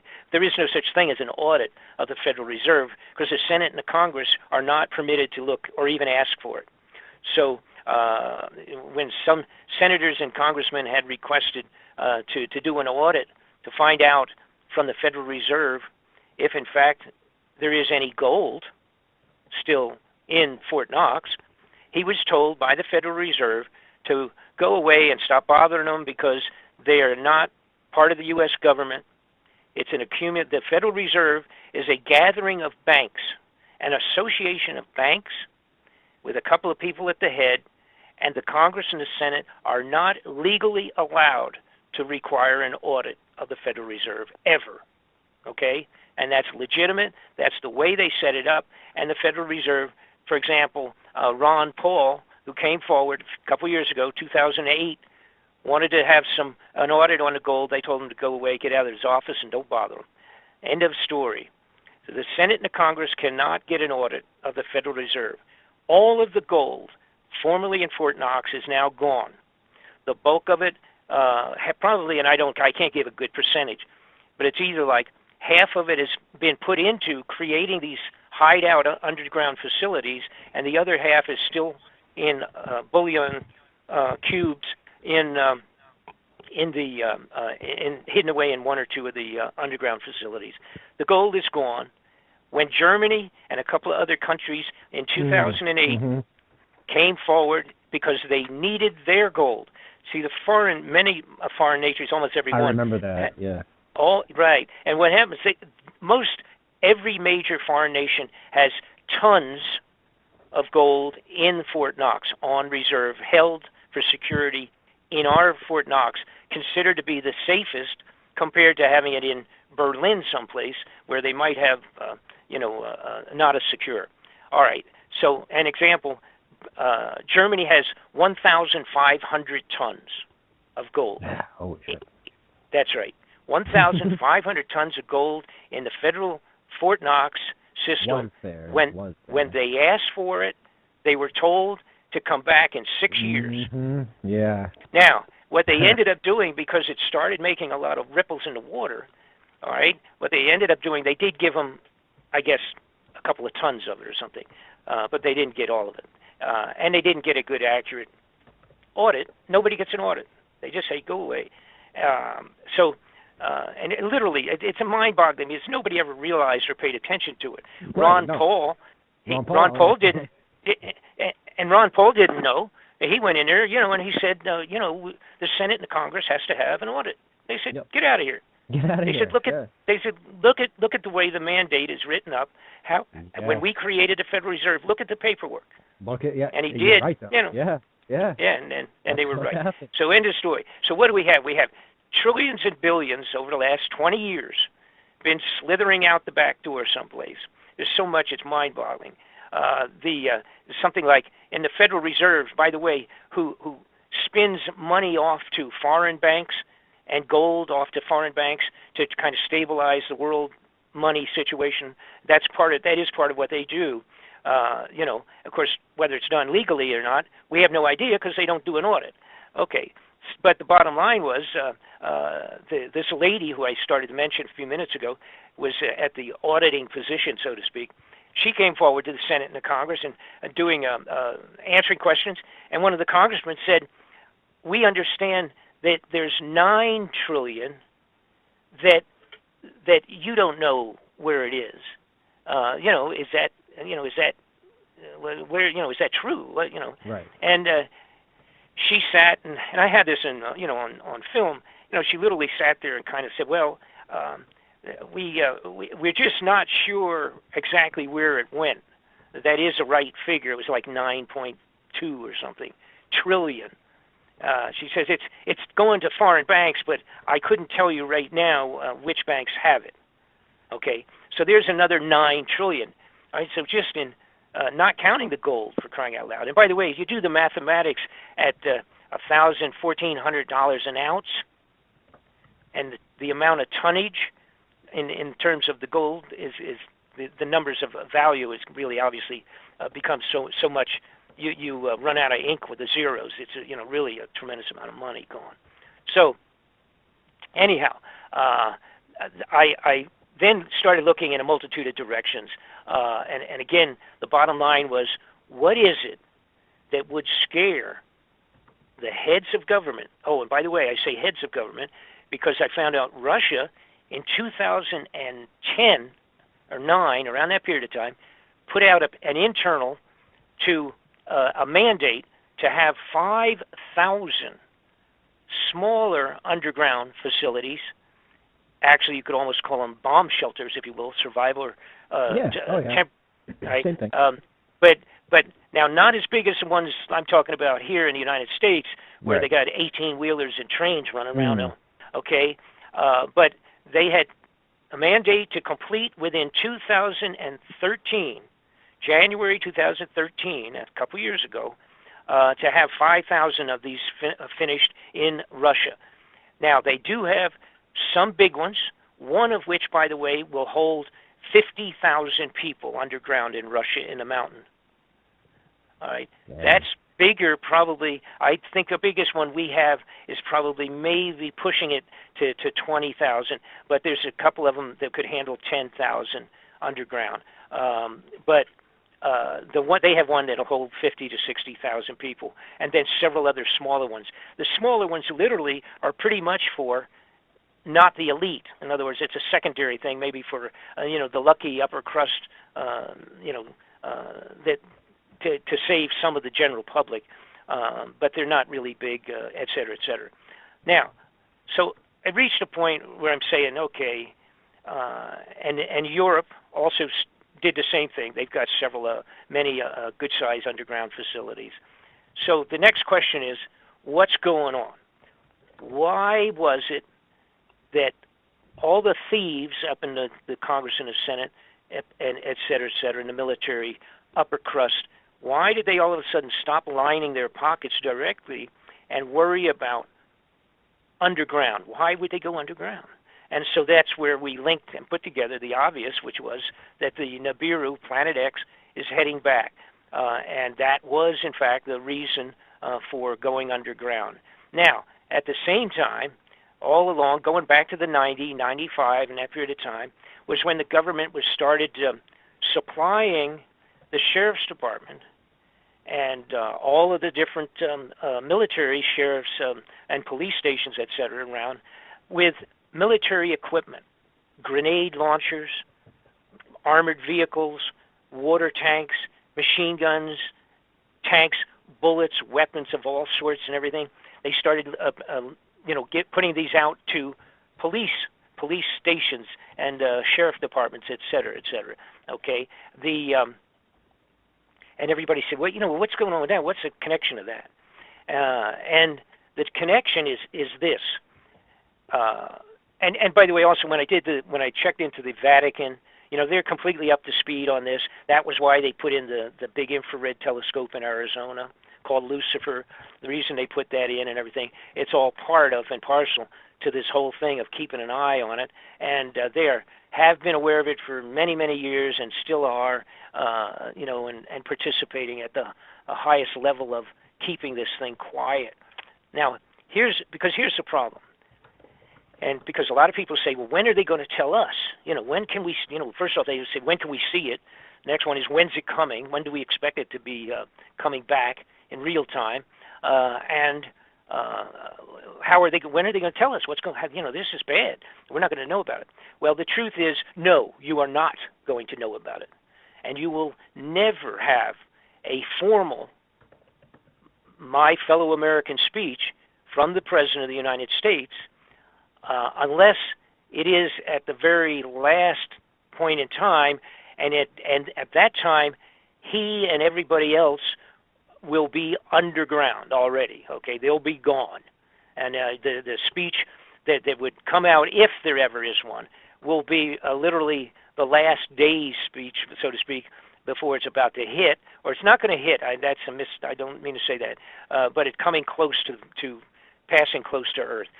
They have no intentions of ever telling the people of the globe that that's happening for real. So they're going to use it to depopulate the planet if they want to, supposedly. Right. So no. So here, but here's what happens. Here's what's physically happening, and why this comes back to the weapons going to the police force. What they're going to have to do is declare martial law in the United States before the Planet X Nibiru is starting to be seen in the sky. Once it's seen in the sky, headed in to go around the sun and then back out for another several hundred or a couple thousand years, whatever it is, all right, when it comes in, it'll be first seen as a star, like a new star. And it'll be coming in, it'll get brighter and brighter and bigger, and it will take about 3 to 4 months from the time it's seen in the sky for it to come around to its closest point, passing around the sun and then headed back out. Now, again, I mentioned Gil Broussard, who has real good studies on this thing, has done, and he's the one who went to China and has been doing the complete scriptural thing and can match up every single event to this thing with documentation of ancient times around the globe. So this is not just a handful of idiots someplace coming up with a funny story. All right. So here's where it has always been when it came closest to where it actually passes and blocks the sun, does an eclipse of the sun for a brief period of time, and then goes on around and goes back out. All right. That has always been around March, April period of time. March the 25th to 27th is usually approximately the period of time of most close to the planet Earth. All right. So also the mathematics of this is that it would be probably seen in the sky in December. Now, originally, and now there are a lot of miscellaneous variables in this thing. Changes in the calendars, the calendars of antiquity. They changed their method of counting days, and like you said, how many days, and back then versus how many days now for a month, and all that kind of stuff. So there's a lot of little variables, and it's kind of a little bit. Again, I refer like to Haley's comment. Give or take, in that case, it's only usually about give or take a week. That comes around 75 years. When you have one that has an orbit of an unknown, maybe like just say 350 to 3,000 years, the time of its return is always been, though, March and April, that period of time, the merger between March and April, and seen in December. I anticipated that we would see it this December, last month, all right? That did not happen. And I also noted that there was no martial law, although they're setting it up. They're setting that up really profusely. They have to simply come up with one of 2 or 3 ideas that will be accommodated by the American people to accommodate and accept a martial law. Right. All right, and I'll get to either an economic collapse or ISIS. Yeah, and I'll get to that in just a second. But the point in time, here's the point. It always has been a March, April kind of period of time on the previous 2 passes of this thing that have been found in the writings of biblical times and the writings of antiquities of Chinese, the Chinese monks, the monks in Tibet, and the Chinese people that actually were the astronomers for the Emperor of China. And they were very serious, and over there, if the astronomers did misinterpretations, the emperor cut their heads off. So they weren't making up anything either. They were pretty serious going back 1,000 years or whatever. So here's my point. When people say, when is expected? All right, those people, even that differ with each other as to whether it's a 350 or a 3,500 time period, that doesn't make any difference. Politically, on the globe, the underground facilities are finished. They are still working on a lot of them, but most of them are finished. If they needed them next week, they could use them, all right? That's my point. They are filled with food. They are still putting food in and doing everything, final touch-ups on all of them. One of them, by the way, was the old NORAD facility that had been in a granite mountain for years. Unbelievable secured location, but that's an old one. And they went in, closed it down a while back, about a year and a half ago, did some changes to it, and they've now moved back into it. They're using it. However, NORAD, the normal old function of NORAD, is not being carried out anymore. It is another one of the underground facilities. The newer ones are astronomical. They're mind-boggling, like I said, with maglev trains, food growing ability, interfacing connections between one side of the nation to the other side in terms of underground roadways. And China also, I left them out. China has done the same thing. China started a few years ago, and they have thousands of miles of underground facilities. They built digging. We have a huge tunneling machines. And people say, how in the world do they dig into the granite mountain and finish this in a year? They have underground digging equipment that I also have. By the way, I have to say this. All of this that I'm talking about and much, much more, including photographs, pictures, live footage of every one of the nations, everything I'm talking about, every single thing I've touched on base on here is completely covered in the DVD that's available to people that I put out approximately a year ago now, just at the beginning of this last year. It's called Incoming, and it's available on my website, bobfletcherinvestigations.com. You can buy it. It's $24.95. It's 4 hours, double disc DVD report, has everything and answers every question. Now, let me get back, and we pay the postage on it. Good. All right. So the point is now that the underground facilities in China, like I said, thousands and thousands of miles, they have the machines, which the machines are so big, they're tunneling machines. They go into the side of a mountain, and when they come back out with just a single one of these machines, you can drive an 18-wheeler into the mountain. Okay. Then when they go back the second time, they have big enough that you now have coming and going of an 18-wheeler. Two 18-wheelers can pass with two passes of this thing. The Chinese, which I have pictures of, as a matter of fact, also, the Chinese built theirs with one unit that is two of our biggest ones side by side, and then another 25% larger in diameter in the middle of the two. It's a three-headed boring machine to go into the side of the mountain, and so big that you can, when it backs out, you can drive two 18-wheelers down and have a dance in the middle of the highway. That's how big it is. Unbelievable, man. I have all of that in the DVD, as a matter of fact. Now, I have to mention another point that fits into the whole puzzle, and that is a thing called the seed vault. Back in 2012, in Norway, actually, or near Norway, they have an island where they put a seed vault, and it was an internationally cooperative seed vault where they go into the side of the mountain.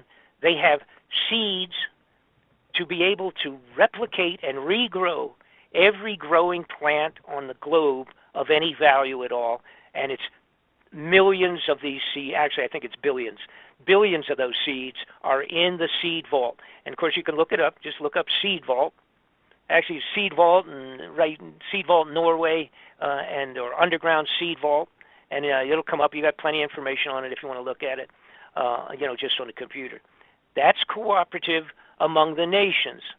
So what we have is all of the very upper level, upper crust people of all of the globe know about it, know it's coming.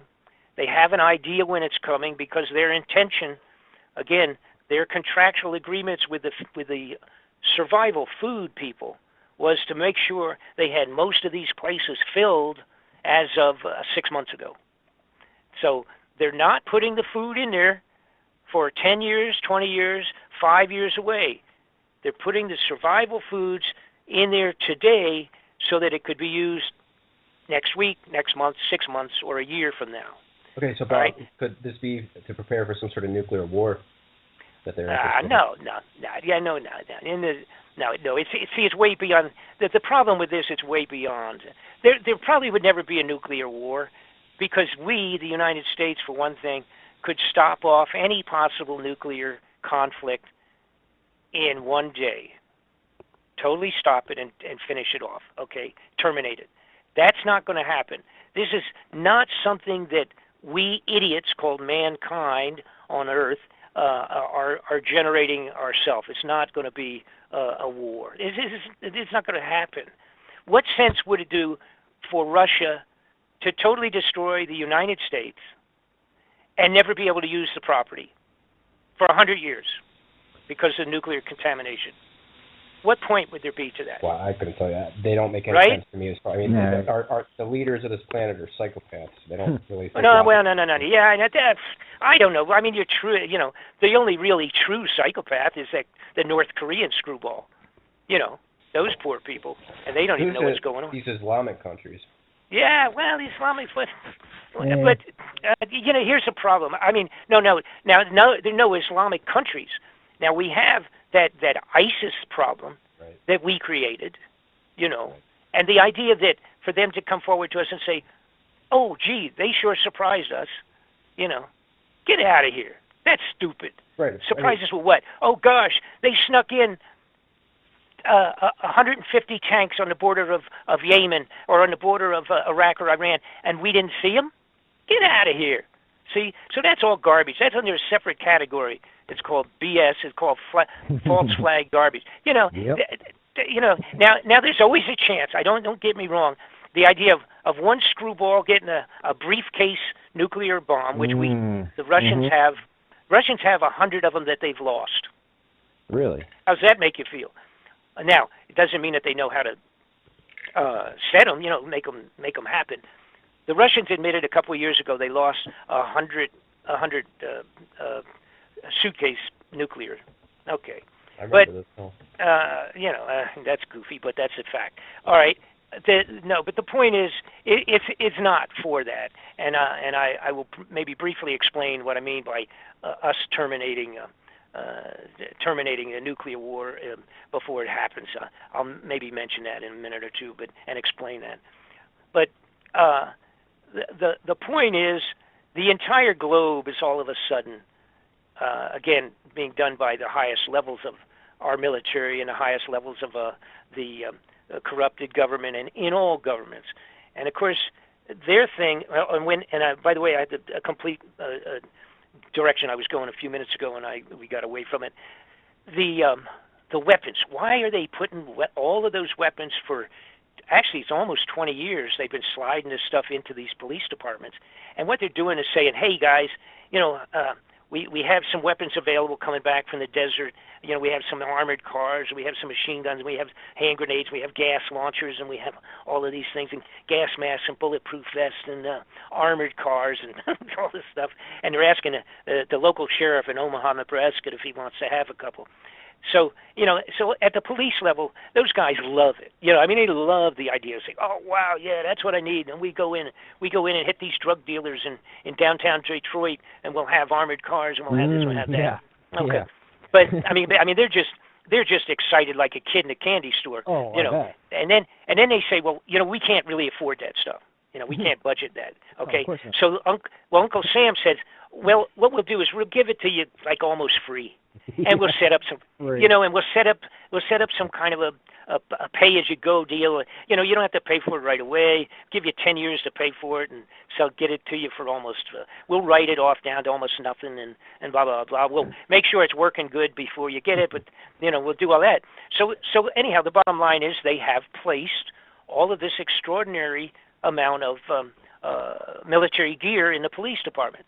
Now here's a little coup de grace to it. They say, "Now listen, we're giving you all this equipment for almost nothing.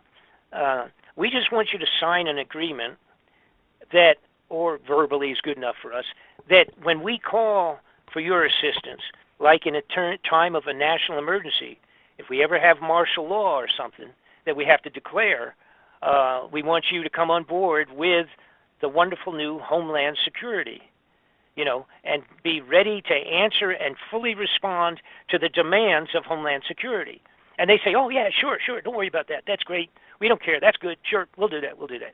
So what they're going to do is, and they've already got, now they have all this equipment is in the back parking lot of all these police all over, and some of it came up, a few months ago when they were complaining about, when they were having the black and the racial problems and police shootings of black kids and stuff like that, sure. Right? They complained, they said, hey, what's the deal here? We came out with a demonstration and they got military equipment and guys with helmets and, all of this stuff. What is that? And they complained, the citizens complained about it, but they had no idea that of what it's for. And it's there for the point in time, once it's certified, once Nibiru Planet X gets close enough coming in on its return trip, then they can mathematically do the math, and they can say, here's the day it's going to be. Give or take 5 days. This is when it's going to be here. But it has to get close enough, and it has to be seen. It has to physically be seen, and all the rest of that too. Really, So what they're going to do though is they're going to have martial law in place, and it'll be on every major nation of the world probably the same week. All right, because at no time are they going to come out and say, my fellow Americans, I have bad news. In about 30 days or 4 months, this big planet's going to come around, and an awful lot of everybody on the globe is going to die. Because here's what it's going to do. It's going to cause tsunamis like Noah's floods, because that's what created Noah's floods. It's going to cause electromagnetic impulses because it screws up the sun. It causes all kinds of problems with the sun itself, whipping around, even though it's only a couple of times bigger than Earth, maybe 5 times the size of Earth, but it has an effect. It's already having effect on the sun. And it'll cause, the biggest problem will be when it comes around, coming by the first time. Of course, it will do, like I said, a very long blocking of the sun. It will be a big, long solar eclipse. Then it will go on behind the sun. Now, coming with it is 2 or 3 planets of its own. We call them, not planets, moons of Nibiru that are traveling with it and circling like its own little solar system, so to speak. And it will be dragging as much as 25 million miles of space junk behind it. Now, what will happen is it will pass around behind the sun. Then we will go through, because of our timing of our orbit around the sun, we will pass through the tail of that darn thing. And we will have extraordinary meteor showers, because, or what will, for all intents, appear to be meteor showers. We will be traveling through the junk that's trailing behind it. That will happen 2 times. It will happen the first time when it goes around, and then we will go through it, through the tail. Then it will come back, going around the sun in the back, and then headed back out to Never Land, towards Pluto again, so to speak, out to the far reaches of the solar system once again. And we will pass through it, the tail, a second time. And it will be 155 days is the mathematics that they have done on this thing, the people that are keeping their hand on it. 155 days, give or take a week, for it to go around and back out. So we will approximately hit 2 times, 155 days apart, unbelievable meteor showers, depending on how bad and profuse the size of the pieces that will make it through our protective shield, so to speak, and burn up in our atmosphere. It's an unknown factor. So you're looking at tsunami water from the gravity alone of this thing passing close by. We have to remember, we don't think, unless we're scientists, you don't think about the moon and the sun does a gravitational thing all the time, and it's what does our high and low tides. The water going in and out is being pulled by the moon and then released and then pulled again, and that constitutes the tides. When you have something that's several times the size of Earth passing fairly close in terms of astronomical measurements, coming fairly close to the Earth on 2 occasions, it will yank the water right out of the seabed, probably as much as 100 miles inland on every coast of the entire globe will probably be washed off. Right before you came on, I spoke in detail about all this. And there's actually a couple of new theories I'm hearing that this orbit of Planet X isn't actually elliptical. It's more like a figure 8. So it's not going to, the claim is now that it's not going to pass us twice. But it's actually... Well, astronomically, I believe it's a physical impossibility to be what we would call a figure 8. It's actually just a big, elongated orbit. Now, and by the way, I was still skeptical in the middle of my investigation on this. Boy, right. I didn't want to put my name on this thing. You know? Right. Well, I don't blame you. I mean, I really didn't. I really didn't. And then, but finally, eventually, it's like, this is what it is. You know, I mean, I don't see anything else that would fit into all of this stuff. Everything, including, the Pope and the underground seed thing and all the rest of that crazy stuff. It's just way, way too many things, and the only thing it could be would be some extraordinary known galactic kind of a problem, something that's totally out of control of the average, of human beings. It's just some external problem that can't be settled, like between Russia and China and America or any of that kind of stuff. And all of that local politics related to all of that stuff. Right now, it's all an ongoing show, for crying out loud, because they are scared at the highest levels on this darn thing, and that's all there is to it. They're just really spooked. But in terms of the orbit, one of the things that finally something that bothered me, because I thought, geez, they're talking about 3,000-year orbit, and I thought, God, that's like outrageous. That means this thing is so far out when it goes out. Maybe whether it's 200 years going out and then 200 years coming back, or if it's 1,800 years going out and then 1,800 years coming back, that would be the 3,500. All right. I'm thinking to myself, I'm not, like I say, not an astronomer. I know more about it now than I did, but the idea that kind of a giant orbit would exist and this darn thing would keep coming back seemed extraordinary to me. But then, lo and behold, back a few years ago, and I think don't somebody yell at me, jump on me on this, like in 1990s, no, I had people say, well, it wasn't 97, it was 92, who cares? Okay, but sometime around 97, we had, I think it was it the Hale-Bopp comet? I'm thinking off the top of my head. Yeah, you're right. I think you're right. Okay. Yeah. All right, so there was this a comet that came around. They saw it coming. They said, hey, we didn't know about that one. And they named it Hale-Bopp under the name of 2 guys that found it. And it came in, it swooped around around the sun, went back on out again. It was pretty neat. They knew when it was going to arrive, and everybody watched it, and they got wonderful pictures and millions of the tail on that was like 20 million miles. Okay. Yeah, you're right. All right. So I got all the pictures sitting in front of me. So you. Okay. So now what happens though? When I looked at it, they said it's 4,200-year orbit. Okay. For the Hale-Bopp. So they didn't know about it. They saw it. They found it. It came in. It did go around the sun. It did its thing, and it disappeared, going back out. And they did the mathematics, and they said it won't be back for 4,200 years. So then right away I said, so I had this little thing I was hanging on to myself personally that I thought 3,000 years was ridiculous, right? But now all of a sudden they say, there goes Hale-Bopp, and it's 4,200 years. So the idea that a real long, elongated orbit, like Hale-Bopp, is absolutely possible, legitimate, potential situation. So that threw my one little thing I had left where I thought I could say, well, that's stupid, it can't last.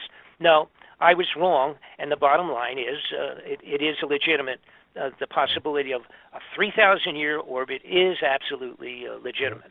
Yeah. So, now, here's 50,000 years or some crazy shit. And I just have one question left because we only have 10 minutes left. You mentioned earlier that no one has seen Nibiru. I mean, we're not seeing it in the sky in December and all that. Right. But I'm seeing I'm in a few video Nibiru groups, Facebook groups, and they're showing videos and photos. About that. Yeah. They're showing videos and photos of Nibiru. Let me answer that situation the best I can. All right. Good. I put in my DVD. I put some real good pictures of way out things that had been shot and that could or could not be whatever. But it's number one. It's infrared. If you don't have infrared equipment equal to the $20 billion one that they got out there, and if you don't have one that good, the chances of you seeing or taking pictures is not happening until it gets in close. Follow me? All right. Once it's in close, then 10,000 amateur astronomers are going to see it in the same week, all around the globe. I'm not talking about infrared. I'm saying that during the sun rises in the morning, people are. No, I know. Okay, I know what you're talking about. It's showing up as a second sun in the sky next to our sun. Yes, and I understand that. Most of those are so you got to do just a size thing for yourself. First off, an awful lot of them are lens flares or something else. Okay, and there's some good ones. There are guys that said, no, I can prove that it's not a lens flare and this, that, and you see how this moves and that moves and everything. The bottom line is most of those are like the sun is the size of, let's say, a baseball at the end of your hand, your arm, a baseball, a standard softball, and the next to it is something like the size of a nickel, okay? And they're saying that's Nibiru, and it's got a funny color, and it's this and that. Okay, if it was that close, it would be doing such a number on everything already. And those types of pictures now were out 2 years ago, and it's still not here, okay? Right. That ain't going to happen. And like I say, according to all of the scriptures and the things where they actually have seen this darn thing come and go, and scratched it on the wall of the cave or whatever you want to say, or put it on the clay tablet. The bottom line was it was seen in 1 month, and about 4 to 5 months later, it came around and did its thing, got gigantic, came by, and went back out again. All right? So now here's what's happening now. Since I put out my DVD, the increased interest, and I'm not the only one, I don't mean to say that, but my timing was such that when I put it out, the interest went through the ceiling, and the multiples of tens and tens on this thing has become. Originally, it was like 3 or 4 little things. I put my DVD out and did a whole bunch of shows, and then in a short period of time, if you put up Bob Fletcher, Nibiru, Planet X, Bob Fletcher, in Unknown Planet, any of that, there's now like 2,000 hits for crap, 2,000 pages you could go to now. But the point is, the government now, as time is ticking away on this thing, they're starting to put people, like just the other day, CBS News came out and said there was this couple of astronomers that have seen Planet X. Let me correct myself. They think they located the thing that might be Planet X, and it's out there past Pluto. All right, and then the caveat to it was that they said it's like 1 million light years away. Okay, well, on that basis, nobody has to worry about it. Okay, now. Somebody else came out a little while back and did a similar thing. They said they literally have discovered in the last year, 2 years, let me put it 2 years, 1,100 planets that they never knew existed. Yeah. Not all in our solar system, but close enough or out there where they have been located. They have been named and numbered and taken pictures of some of them with a new telescope that they have, a couple of them now, that they have out in outer space. All right? But what they're doing now, because they still have to defeat the idea that anybody on Earth living person on Earth has anything to worry about.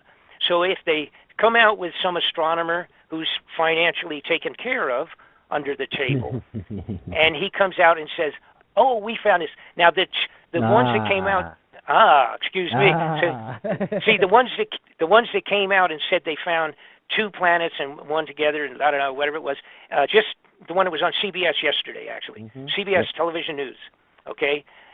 But there's 2 caveats to that. Number one is that they indicate that it's so far away that just go back to sleep and you don't even have to worry. Your grandkids don't even have to worry about it. And if it was heading back at a gazillion miles an hour, it's still not going to be here for 1,000 years. Okay.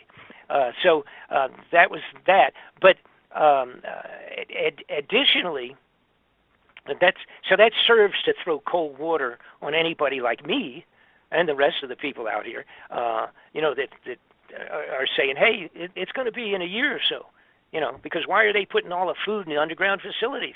Mm-hmm. They don't want it to go bad. They didn't put it in until they need it. Okay, right? And why do they have they're going to do the martial law thing? Oh, and let me anyhow. So I don't want to get off on another thing and miss my point. The point is when they see these, and then they come back and say, and it fits exactly what we consider to be this Planet X everybody's talked about. It's approximately the same size, and it's this, and it's out there past Pluto and all of that. But again, don't worry about it because it's going to take so long. But the other caveat to the last report was they said, we've not seen it yet. See, this big deal they made included news on CBS, right? They have not seen it. They're working on mathematical movements of other stars being pulled and affected by this big thing that we can't see, cannot see, all right? Now, the bad guys, the government at the highest level, they can see it, folks. They have infrared telescopes with the capability to track it. Once it's close enough, and they have the telescopes are out there, way out by Pluto now, taking great pictures of Pluto, by the way. There's great brand new pictures of Pluto, all right, because they're right in the backyard. And they know damn well exactly where that thing is as we speak. But the guy in Omaha with a little scope at his university or wherever the heck, Kansas City, Omaha, Nebraska, they don't have the equipment. They're not seeing it. They said they don't see it. And so when you see people telling you that, oh, here is a picture of it right next to the moon, and it's the size of a golf ball, it would already be causing so much effect you couldn't go out at night and stand up. Now, I want to real quickly say a couple of things before we run out of time. The DVD's available. Folks, go on to my website, just put Bob Fletcher, and you can find it. Put Nibiru Bob Fletcher, and you'll locate it. The point is that they're going to have to do martial law. It's going to be one of these 3 things. It'll either be financial crash, which we legitimately, by the way, are in the global financial crash, the worst it's been since before 1929 stock market. Yep. It's the first one that's saying that too. Everything. Right. Everything is crashing. All right. So it could be potentially on to control the people on a financial crash, or a synthetic thing relative to 3 or 4 major terrorist acts in the United States of America. Now, I'm talking real something serious like the 9/11 kind of a thing, big buildings coming down in a bunch of places. That's good enough so that every American will say, oh, thank God we've got martial law. It's got to be that bad. It has to be appearing to be that serious. But it is, or it could be a biological. Right. A terrorist/biological epidemic, major diseases, germs put into the air in 5 cities or some other outrageous thing, okay? And the other one, now the last one is a confrontation that would appear that we're going to get into World War III, regular World War III like with Russia or China, all right? But those things are not going to happen either. China's not in a position to do anything like that. They are starving now. They're into a negative financial that they don't even know what to do about. All right, and by the way, I'm going to end with this. I'm working this entire last 9 months, 10 months on a new DVD follow-up report on this. Awesome. On the manner by which Nibiru Planet X can be stopped, and that it can be stopped, and it includes a manner by which we could stop any potential World War atomic attack in a couple of seconds. Hold on, did you say we can actually stop Nibiru from passing? Yeah. Yes, and that's going to be in the report. I've been literally working 8 to 10 hours a day for over 9 months on this thing. I've got to do this. I'm trying to get it done and get it out. It's going to freak everybody because it freaked me out when I discovered it, more so than the fact that Nibiru might be coming in. Yeah, when is this going to be coming out? I don't see. I don't want any. I'll let everybody know. Hold on a second. We do have 30 minutes left, so I'm just. Okay. Okay, fine. That's cool. Okay, I just want to make sure that I don't want you to rush out of anything, so I just want to let you know we do have 30 minutes left. Okay, good. Okay, very good. Then I'll keep going from there then because there's a lot to cover still. Please, I want you to. Yes. Now, I'm not going to get into anything on that new report at all, and I have to on tonight. I can't any more than I have because until I finish and it's available, I don't want anybody's ordering it or talking to me about it. But it's something I'm working on now. It will be done shortly, and I will let you guys know right out in front. I'll send you copies of it. Please. But, it's going to be done this year, though, in the next few months, maybe. Hopefully within 30 days. Good. Wow. Awesome. And it's. I'll tell you what is the most amazing thing that I've ever done. Once when I got into it, and I can't even go any farther than that. I don't want people to. Please don't be ordering it ahead of time or ask me to hold it for you, any of that kind of stuff. No, but see, you get in a real trick bag because then if something happens and it doesn't get out, then I have to send people money back and all that kind of stuff. Exactly. No, we don't. It gets into a turmoil. I don't want any of that. We had a little bit of that on the other one before. It was kind of a pain in the neck, playing catch up pool, and I don't like doing that. Exactly. I don't blame you. But I simply will say that this is the most unbelievable combination of things that I have discovered, totally verified, completely, and it answers a multitude of questions on an awful lot of things that have been never answered and hanging in the air with our corrupted government. Now, all right, here's what I will say this now. In my DVD, the one incoming, the one that announced all of this stuff originally, I did something that all of my peers said I was crazy because I kind of predicted stuff. There was, and it's not like some kind of a psychic predictions or anything like that. I don't mean it that. I'm not Nostradamus, but it was relative to the fact that if Nibiru was in fact coming back in as I do believe it is, and I hope that I'm wrong, but I said that as it comes in, now remembering this is 1 year ago in last January that I made it first available to the public, the DVD, and I said what you're going to see is the most outrageous weather in the history of the globe for the last 100 years. That's what's going to happen in 2015 and 2016. All right, I said with it because it's coming in, and like a bowling ball being rolled down into a bunch of pins. That's what it's doing as it comes with its little entourage of a couple of moons and all the junk it's pulling behind it. It's affecting like the entire solar system like a bowling ball. All right, it's pushing things away from it and forward away from it, causing. I said we were going to have the following events. If it appears that it is still coming during this whole last year of 2015 and as of today, that we would have extraordinary weather, we would have more tornadoes and hurricanes and blizzards and floods and droughts on the entire globe than we've had in 100 years. That is exactly what has taken place on the global weather. It's people talking like now, see, they pull this thing where they say, "Oh, what are they calling it? They got a name for it." Anyhow, they claim that the weather is being affected by a cyclical kind of situation, but that always affects only one coast or another. All right, it doesn't affect the entire globe, and that's what's happening. I also said that we would have increase in volcanoes. We now have probably I didn't look at it. I should have looked it up. As we speak today, there's probably a minimum of 47 active volcanoes blowing inside their tops. They have one or two that is affecting the ocean temperature off of. There's one off the coast of Oregon that's changed to where they're actually getting.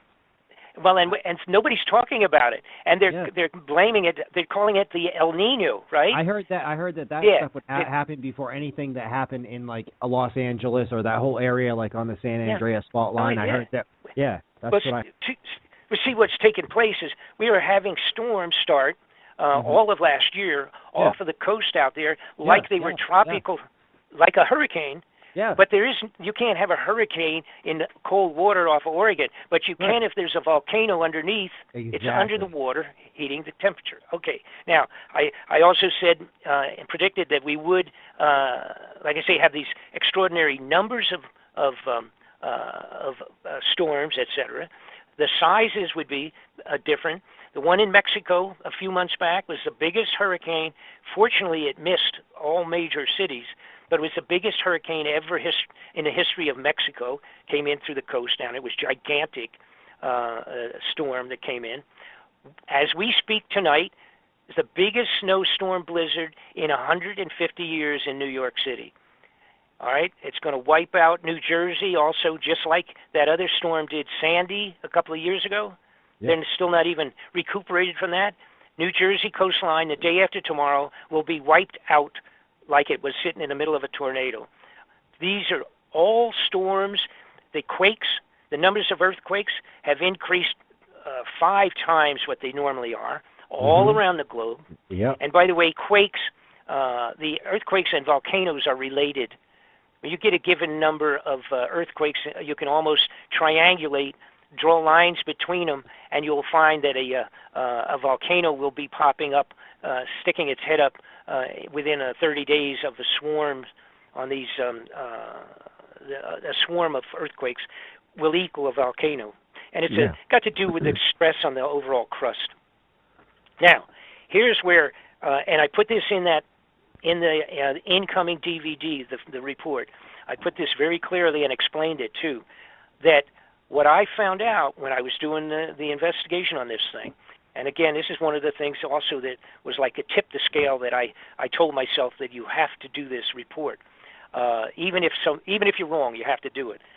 The planets, starting out by Pluto, all right, are all being affected.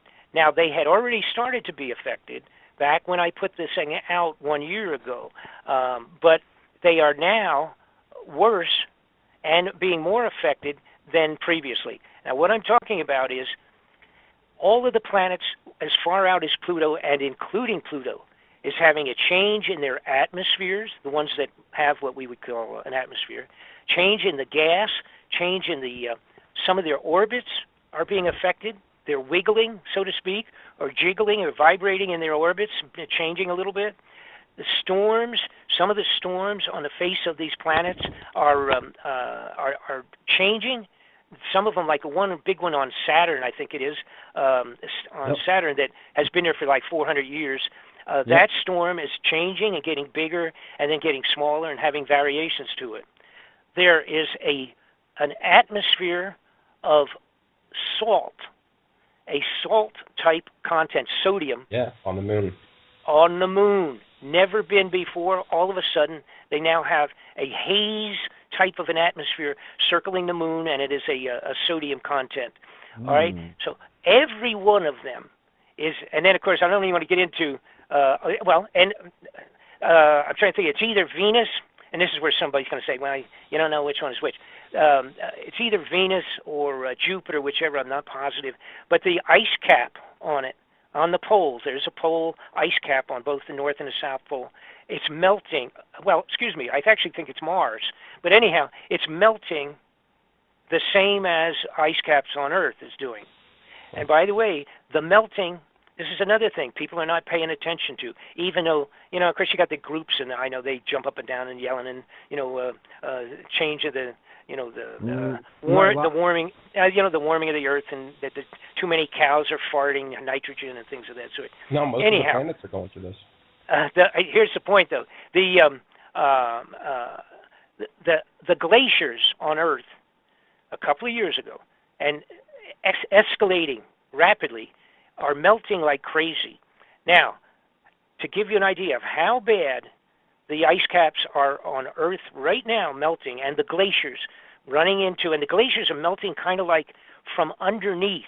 In other words, it's sort of like the globe on Earth is being heated a little from inside or something. It's very strange because they're melting like from underneath, like inside the shell of the ice coverage.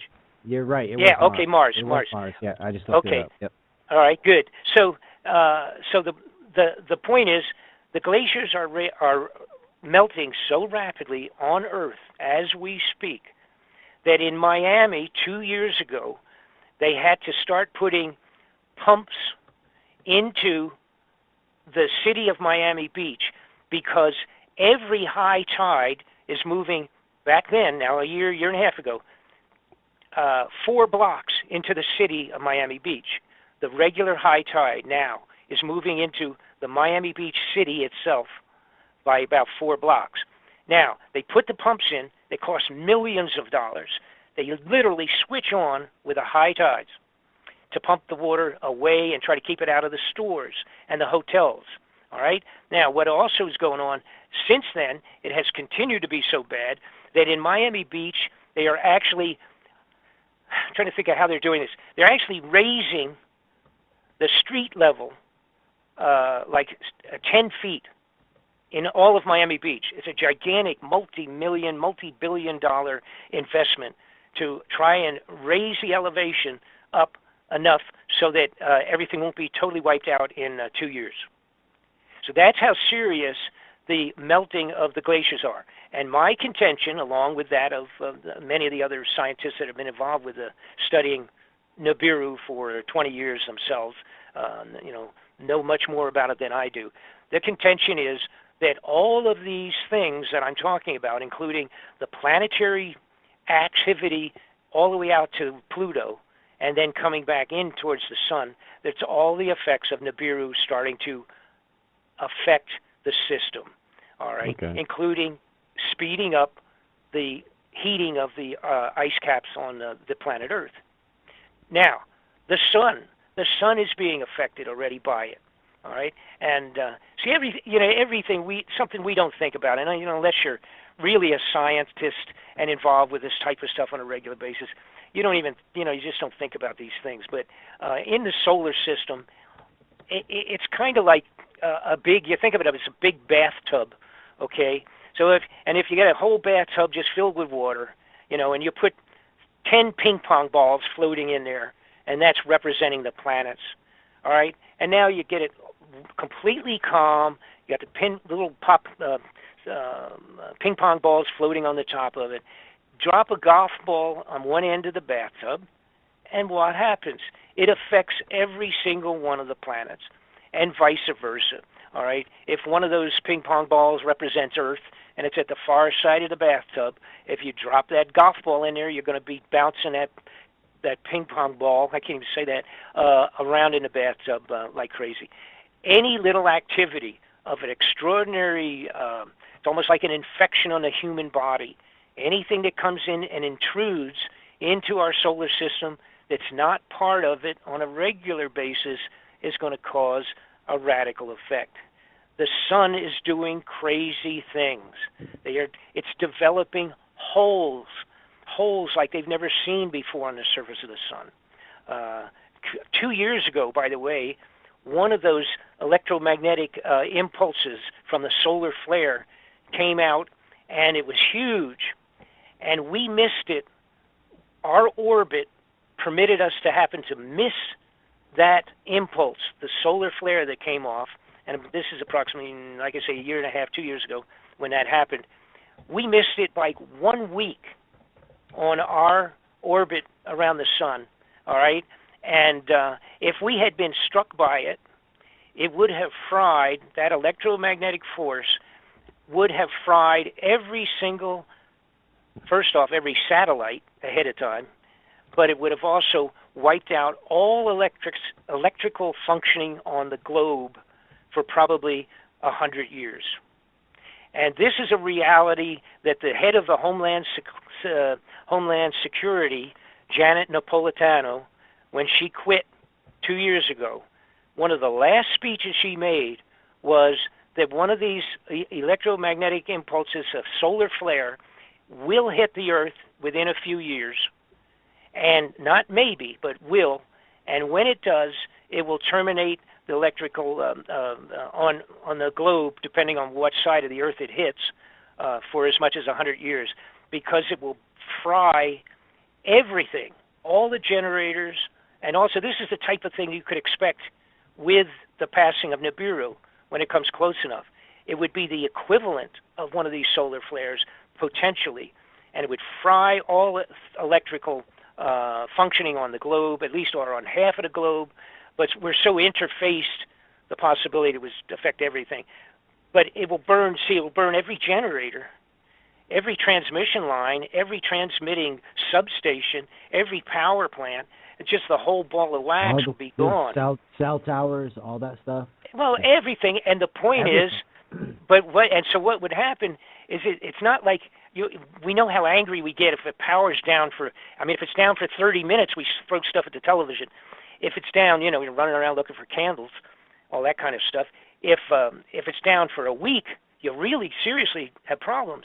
But we can't perceive total non-electrical life in America for a year or 10 or 50, because the big power plants that would have to totally replace these generators, there are not enough of them to do it. No, I agree with that. Not enough. I mean, well, it's a scientific. It's not even close. No, it's not yet. It's a scientific reality. Now, the last time we had one big one from the sun that did hit was like in 1865 or something like that, about that period of time. And anything that was electrical, we didn't have much electricity at that time. Right. Anything, although all the wires that were up for the telegraph and all that stuff, all of that was melted. So whatever we had, and again, fortunately, we didn't have much. But in today's life, every single thing is electrical. And the banking, boom, banking's gone. Everything's gone. No fuel, no cars, no light. You're right. You are right. No way to pump. No way to get gas. They can't pump anything. Can't pump. You can't drive. You don't have a light. Can't drive anything. It would be, we're really talking spooky stuff. Now I was in Atlanta one year when part of that grid went down, for 8 hours or something like that. Yep. And I mean, when everything goes, it's really spooky stuff. I mean, and of course, like I say, even the banking and everything. See, whatever money you got in the bank, which is only a numerical electronic number anyhow until you pull it out, that's gone. Absolutely. There's even a good chance. See, there's even a good chance. Bitcoin and all that stuff. That's all done by. Sure, everything. That's all gone. Yeah. All gone. And think about this briefly. The possibility is that the money, because it is strictly computerized memory banks, with a solar flare, depending on how bad and where it hits, all of that could be totally erased. Mm-hmm.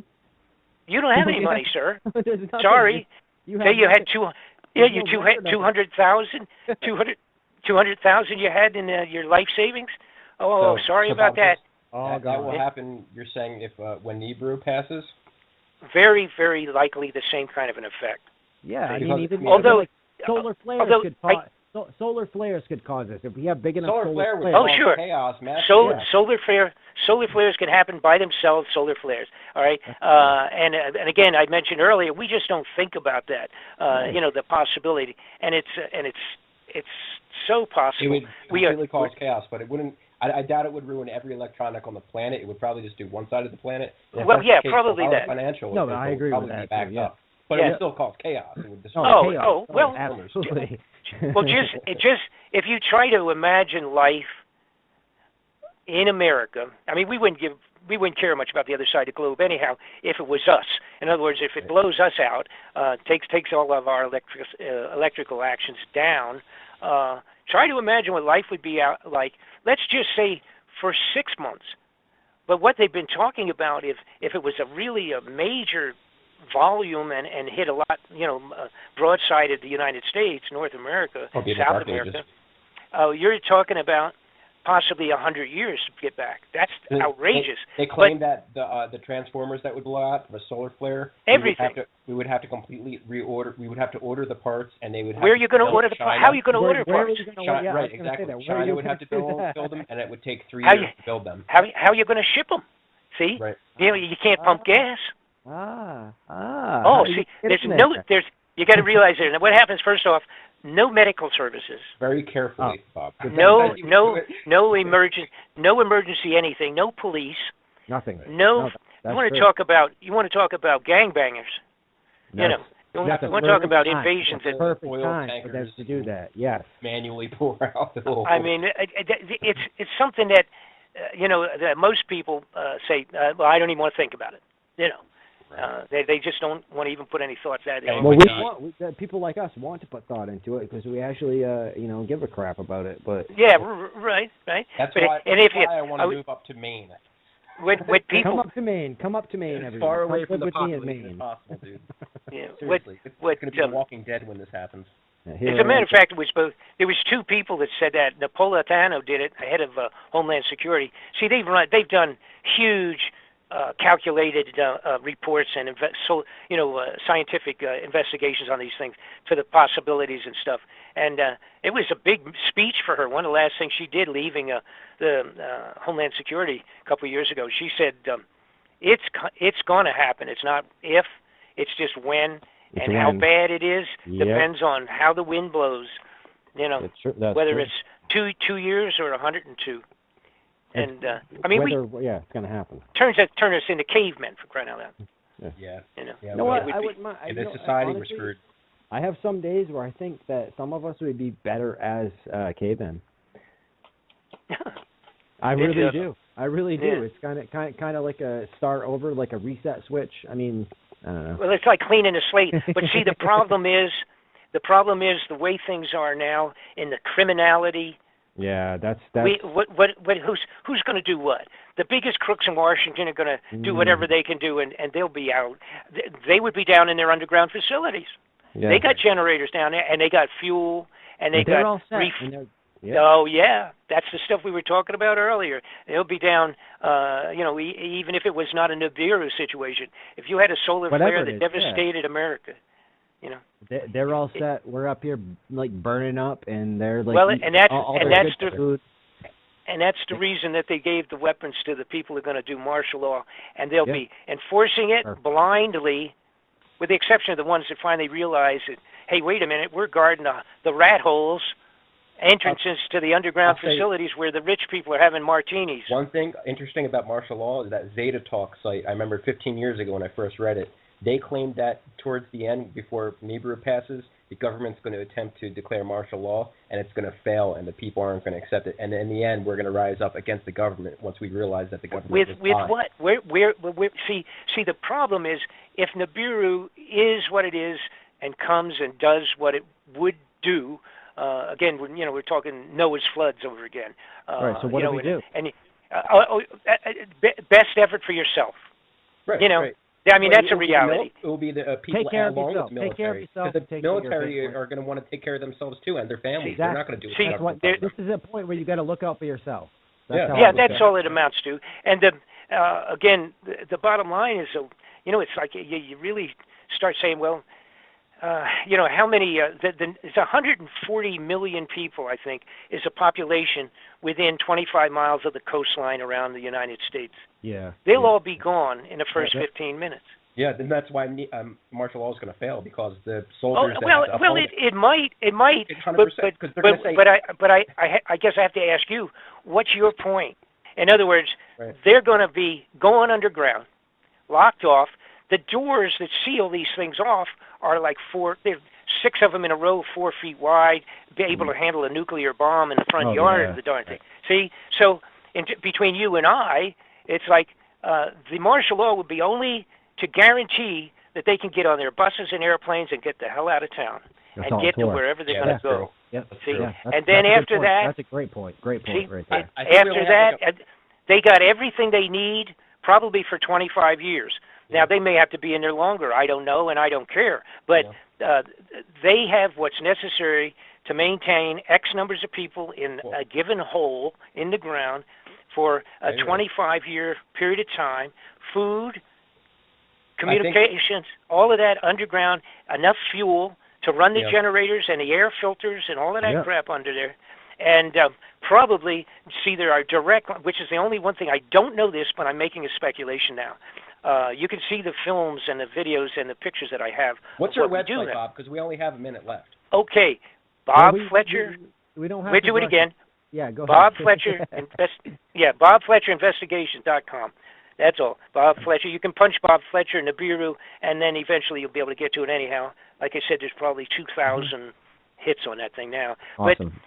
I mean, on their, Chris people do. We have 5 minutes left. Sorry, I thought we only had a minute. That's all right. All right, so there's not much more I can say. I will say this, which I said all of my interviews. I hope I'm wrong. I would love to be for like 2 years from now, do a show again, and and have you just say, "Boy, you're the biggest jerk in town." Well, no, Bob. You know what? I don't think it's going to happen in the next couple of years. I think it's going to happen in like 8 years, because, like you said in the Bible, I think they're going to do the whole 7-year tribulation and then finish it off with a Jesus guy. But you have to understand something. We've been into that, depending on how you want to classify it. True. See, the tribulation's already started. Exactly when, I don't know. See how you could put a day on that. You can't. What we're going through now and all the rest of the junk, what's taking place in terms of this snowstorm that's supposed to be, see, you know what they're expecting over there as we speak, starting in about 1 more hour? Where are you guys calling from? Where are you calling? Pennsylvania. I'm calling from Maine, so I didn't. The snowstorm veered off before it got to me, but I think Jeff got it out there. Okay, let me tell you. Here's what's happening right now. 200,000 people are already out of electricity over there, and it hasn't even started yet. I know. All right, they're expecting 70-mile-an-hour winds along the coast, and they're expecting 3 to 3.5 feet of snow in some places, with drifts of 6 feet because of the winds. Followed by an ice storm. I'm lucky to be missing it. They're in a state of emergency. There's 5 states, I think, that are declared state of emergency and shut down. All the planes have been interrupted, totally shut down from out of there. 7,000. Thousands of plane delays. My friend is in Seattle, and he's actually sitting in an airport right now, waiting to come back to Boston because he's flying into Boston. Of course, Boston isn't getting affected by it, but they still have to. You mean not yet? Not yet. You see, the storm is moving. It's coming up from the south, and with problems also coming from the east, from the ocean in, it's going. We can't completely trust what the weathermen say anyway, because how many times? Well, no, that's true. The only thing that I did, just because of my own interest, I used to live in New Jersey many years ago for a long time, but Jersey had they never repaired from the 4 or 5 years ago. They never did. They did anything. They barely did anything. Right. Yeah. Well, they're about to get hit identical again. Dude, they're fucked. Right. I said that this morning. I was talking to a friend, and I was like, New Jersey, out of all the people, with everything that happened before, to me, they're fucked. Excuse my language, but that is the word that I'm going to use for this, because I think that's a perfect word. And I looked at, just before we started talking, I had looked at the updated satellite picture of the storm, and it's gigantic. It's like the one they had a little while back. The storm goes from Tennessee, Nashville, Tennessee shut down, and it goes from Nashville to the northern side of New York State. My God, it's huge. It's covering states and states and states. I don't remember what the number was, people being involved, but it's just millions and millions of people. Again, they're even expecting like a follow-up in another day or two of it becoming an ice storm, and with 50-mile-an-hour winds, I mean, it's going to knock all the lines down. It's just unbelievable. It's just going to be a mess. I don't know what's going to happen. It's not going to go away. It's too big. Gigantic storm. But anyhow, so much for that. Somebody the other day told me the problems on the West Coast was because it was El Nino. I just told him today, I said, El Nino's on the other coast now. So right. I was joking with him, the El Nino's moved across the other side of the coast. So I don't know what you're going to blame this one on. But the bottom line is, somebody said, I'll tell you what, the head of NASA was asked in front of the Congress last year, what do we do if all of a sudden we saw a real big planetary object coming in towards Earth? Yeah. And the head of NASA paused and he said, pray. He just said, pray. Yeah, what kind of? Do you even have do you trust the head of NASA to make it? Oh no. But I thought that was pretty appropriate. I think you did. You know, I agree with that too. No, I agree with that. Yeah. but the truth is, on the new DVD I'm working on, there is an alternate, and you're going to find out what it is when I get that finished. You know, Bob, I've been thinking this for years, something like that, and I don't know. I hope I'm not thinking the same exact thing as you are, because I don't want to ruin it. But you don't have to tell me if I suspect if we all like somehow not prayed, but we can like somehow some sort of meditation, and we can magnetically influence this thing. That's my thought. Well, you'll see something that it's going to really. You'll see a bunch of things that are going to really surprise you on the new report that we get the thing done. I can't wait. You told me about that, and I can't wait for that. I cannot. And I have to absolutely say this. This last DVD, obviously the Nibiru is, it's pretty intense and I know it's pretty well done. I can't tell you. Matter of fact, I'm doing a translated interview for Russia in probably this week. That's awesome. Awesome. And I have people from every corners of the world have gotten my DVD. Awesome. I mean, all over places I didn't even know where the heck they were. Zanzibar. Good. You know, good. Places I'm serious. That's very encouraging, Bob. That's well, it's encouraging. It's only that it's finally opened up some people's eyes to the possibilities. And I wanted the big deal. I wanted people to know how corrupted our government is. It's so bad. Thank you. What's terrible is that the new one I'm doing it's going to even show you more corruption. That's mind-boggling. You know, honestly, Bob, I don't want to see any more corruption. But if you're going to bring it to the fore, it's part. Well, unfortunately, it's part and parcel to everything. It is. If you want to bring it out and show me, I am absolutely down for that, because that just adds more fire to the arsenal, and that's going to get us going even more. So if you can do that, appreciate it. You're going to see some things that make your hair fall out, and I don't want my hair to fall out. But okay. Well then, maybe look. Watch it with just one eye, and you. Pub, I'm only 34 here, man. I don't need my hair to fall out. So please. God, no, you don't want to do that. Well, and what's terrible when you become an old geezer like myself. You can't do stuff. You can't do stuff. Like you used to. It's just the way it is, because your batteries are running down. But your head stays the same. Your head does stay the same. Yeah, your thoughts, processes, and all that stay the same. Your thought process, and you know what? That's what's important to me. As long as you're still thinking, that's great. Yeah. And that's what I like about you, man, because you're still there, dude, and you're just.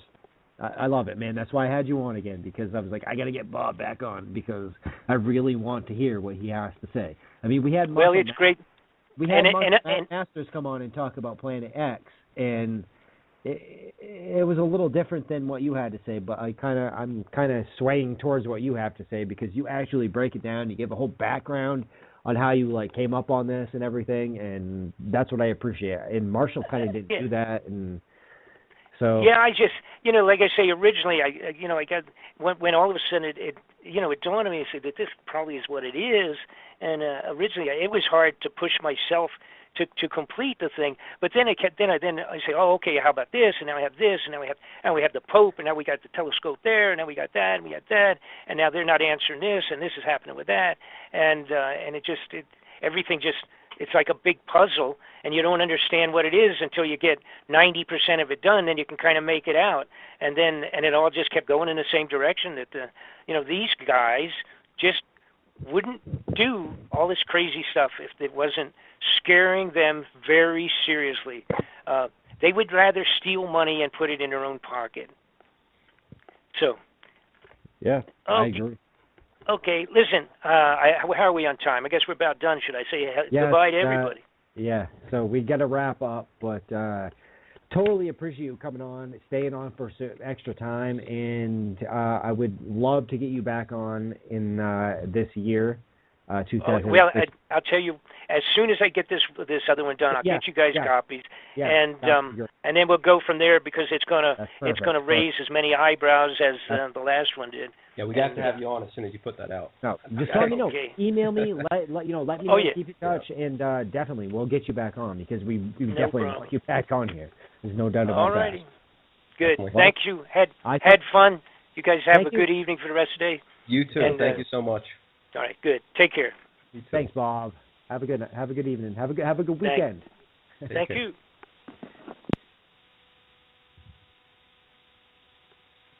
See, good dude, man. I told you, dude.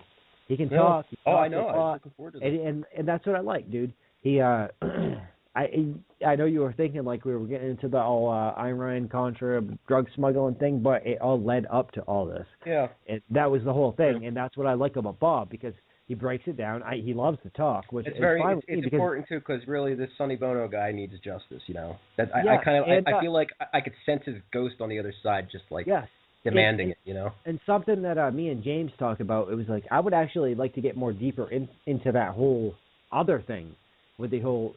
Well, I guess we kind of did get kind of deep into that tonight. Yeah. So I guess we covered that, so we're good, right?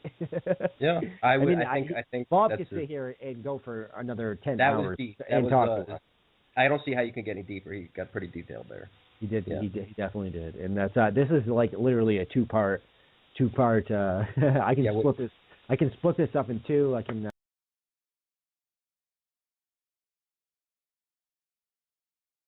And then this whole Ninth Planet stuff came out.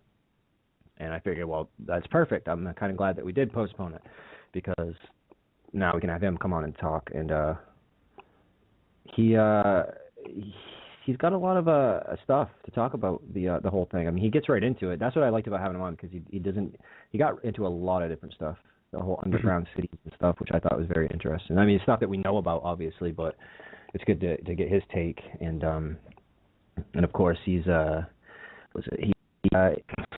Bob Fletcher is a retired investigative journalist who conducted a probe into the CIA's involvement in the U.S. drug trade.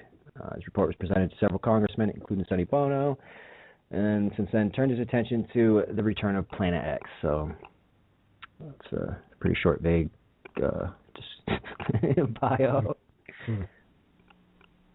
Well, I'm sure he's going to have a lot to say about this news recently. Yeah. I'm actually. I refrained from actually discussing it with him in the emails, because like I talk to a lot of people, like I talk to Dennis McKenna once in a while, about the and stuff like that, conversations through email and stuff like that, and I refrained from doing it with Bob, because I was like, well, no, I'll wait till he gets on the show. I don't want to. So what's the deal? I mean, with this Planet X, I mean, the deal. A lot of people I can't say a lot of people. Not too many people talk about this, but. But the people who do talk about Planet X suspect that this could be some sort of conditioning. I think it could just be the government's way of putting a story out so they can just play stupid when it finally does pass us. So they can claim that they warned us. Yeah. Like...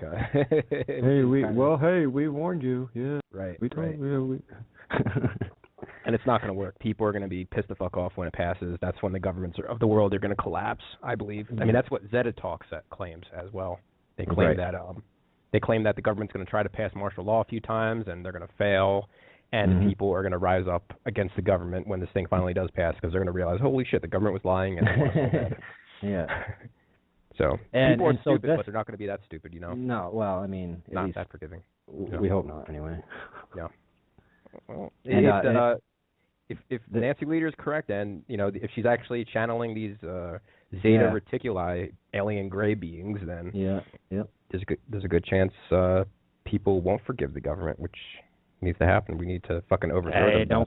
Don't forgive them for anything anyway. No. I mean, we're pretty naive and stupid, though. I mean, and you know what's crazy is you would think that most Nibiru people that believe in Planet X would also believe that the Earth is flat. It's not so bad, actually. It's not that large. It's kind of statistically equal to how many people are truthers. So maybe like 10% of the people believe the Earth's flat. That's not too bad. 10%, that's still big. That's 10% too much. Hey, well, yeah, of course it is, dude. It's horrible. But that's like it seems to be the case with truthers. 10% of truthers, please. And if you're listening and you do believe that Earth is flat, I don't mean to offend. I'm not going to bash you. That's okay. You're free to believe that. I was interested first time I saw that, you know, like when I first ran into it, like to claim that there's a dome over the Earth is like encapsulated in this big glass dome. I was more interested in the hollow Earth because I thought it was more reasonable, and it is. Oh, it is. Yeah, I think that's it's similar, but yeah. The thing that really got me, I know I don't want to give this too much attention, but was the whole faking the going into space and all that stuff. Like that's when people start like, okay, like even as crazy as it sounds, like I know anything's possible, but the whole we haven't gone into space and all this stuff, like that's crap. I mean, we haven't. Right, we haven't gone into space, of course. I knew it. Right. Well, I mean, I guess I've been in space before, you know, on some LSD or something. I definitely definitely saw a nice big round Earth when I was floating above the planet. So. Yeah, you and me both. You know, the Earth is definitely round. There's no doubt about it. I mean, people are going to say, well, what proof? There's a lot of proof, but we're not going to talk about that this episode because we're talking about Nibiru. And Nibiru, man, what's the deal? When's it going to happen? That's what we're going to ask. We're going to ask. There's a lot of photos and video footage that appear to show Nibiru. Is it real, or are these photos just sun dogs? A lot of them are sold. Right. And with this ninth planet, now they haven't actually seen that. This is basically they're basing this off just physics, right? They're like they haven't seen it. They're just like, you know, like I don't. I guess he could probably explain it a little bit. I didn't actually get into it. I didn't actually even. I read that article and I shared it. I think I shared it on a website too, but I didn't get like too deep into it because like whatever. I'm just gonna wait. I'll wait till we get Bob on and I'll let Bob. You know what's interesting about it is they found this research a while back, and all of a sudden out of nowhere it's trending. I remember reading it a few months ago. The claim was that they can't see it. They haven't discovered it yet. They can behind the sun. It's behind the that's what the Nibiru people were saying, that it's next to the sun. But NASA is claiming that it's behind Pluto, and that we haven't seen it yet, but they're able to detect the magnetic force of it. And they're claiming that the magnetic force is so strong that this planet has to be 10 times larger than Earth. And that seems to be a lot of people claim that Nibiru is 4 times larger, but then Nemesis is the sun that travels with Nibiru. Yep. And I'm reading recently in these Nibiru groups that I often chat inside, and I'm reading that people are claiming that there are multiple suns traveling with us, and that there are multiple planets and moons. There's like almost a dozen objects, it seems, about That's a dozen crazy. objects. That's yeah, crazy. and like I mean, not crazy. I mean, not crazy as in flat Earth crazy. That's just like right. No, it's crazy as in that'd be effing crazy if that thing by, because it would take up the whole sky, dude. It would look like a science fiction movie, you know. Absolutely. And the really cool thing when it does happen, and if it does happen in our lifetime, which I hope it doesn't happen in our lifetime, I don't want it to happen. You know, people it's happening. I do not want it to happen. That would be cataclysmic. I mean, it's just this society sucks and everything, but I don't want us to like be destroyed. I don't want that would be. But dude, there's going to be some crazy plasma going on. Huge electrical plasma going from our planet to this Nibiru because the magnetic charges. It doesn't. We don't have to touch it. It just has to get. Oh no. Yeah. I mean, not even really close, but I mean, you figure. I mean, like that gets in. Yeah, man. That's. Man. That's. I saw a great documentary recently. Something called I forget what it's called. It's made by the people who made the documentary Thunderbolts of the Gods, and but inside of it, it's that cave drawings that you see of in all sorts of different cultures across the planet, like that were thousands of years old. These cave drawings. A lot of these weird, strange-looking beings that you see in these cave drawings, they're not. They weren't actually people that these people were drawing on their cave walls. They weren't aliens either. They were actually they were the electrical emissions. What I just mentioned it. The coming from Nibiru to our planet, kind of like it's like a string of energy, plasma, going back and forth to the planet. And this thing is going to look crazy. And they were actually able to duplicate this plasma discharge in laboratories, and they would record it on video. And the actual plasma that's going inside these laboratories that they film looks exactly like all the drawings on the wall. For instance, you know that the ancient drawing where you have the hand and the eyeball in the center of the hand? Yep.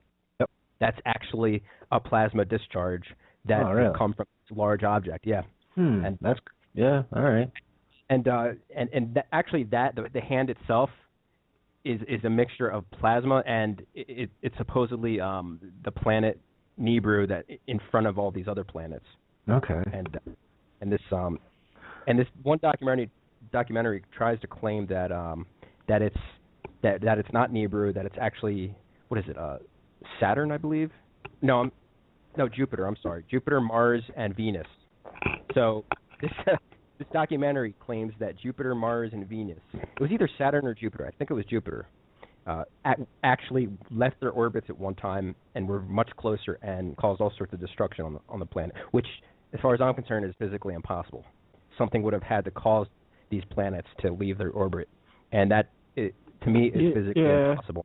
Yeah, well, that's a good point. The idea of there being an extra planet that has an elliptical orbit that travels around, and some people claim that it's not an elliptical orbit. It actually crosses over, so it's kind of like a big figure 8, and it goes both sides way outside the solar system.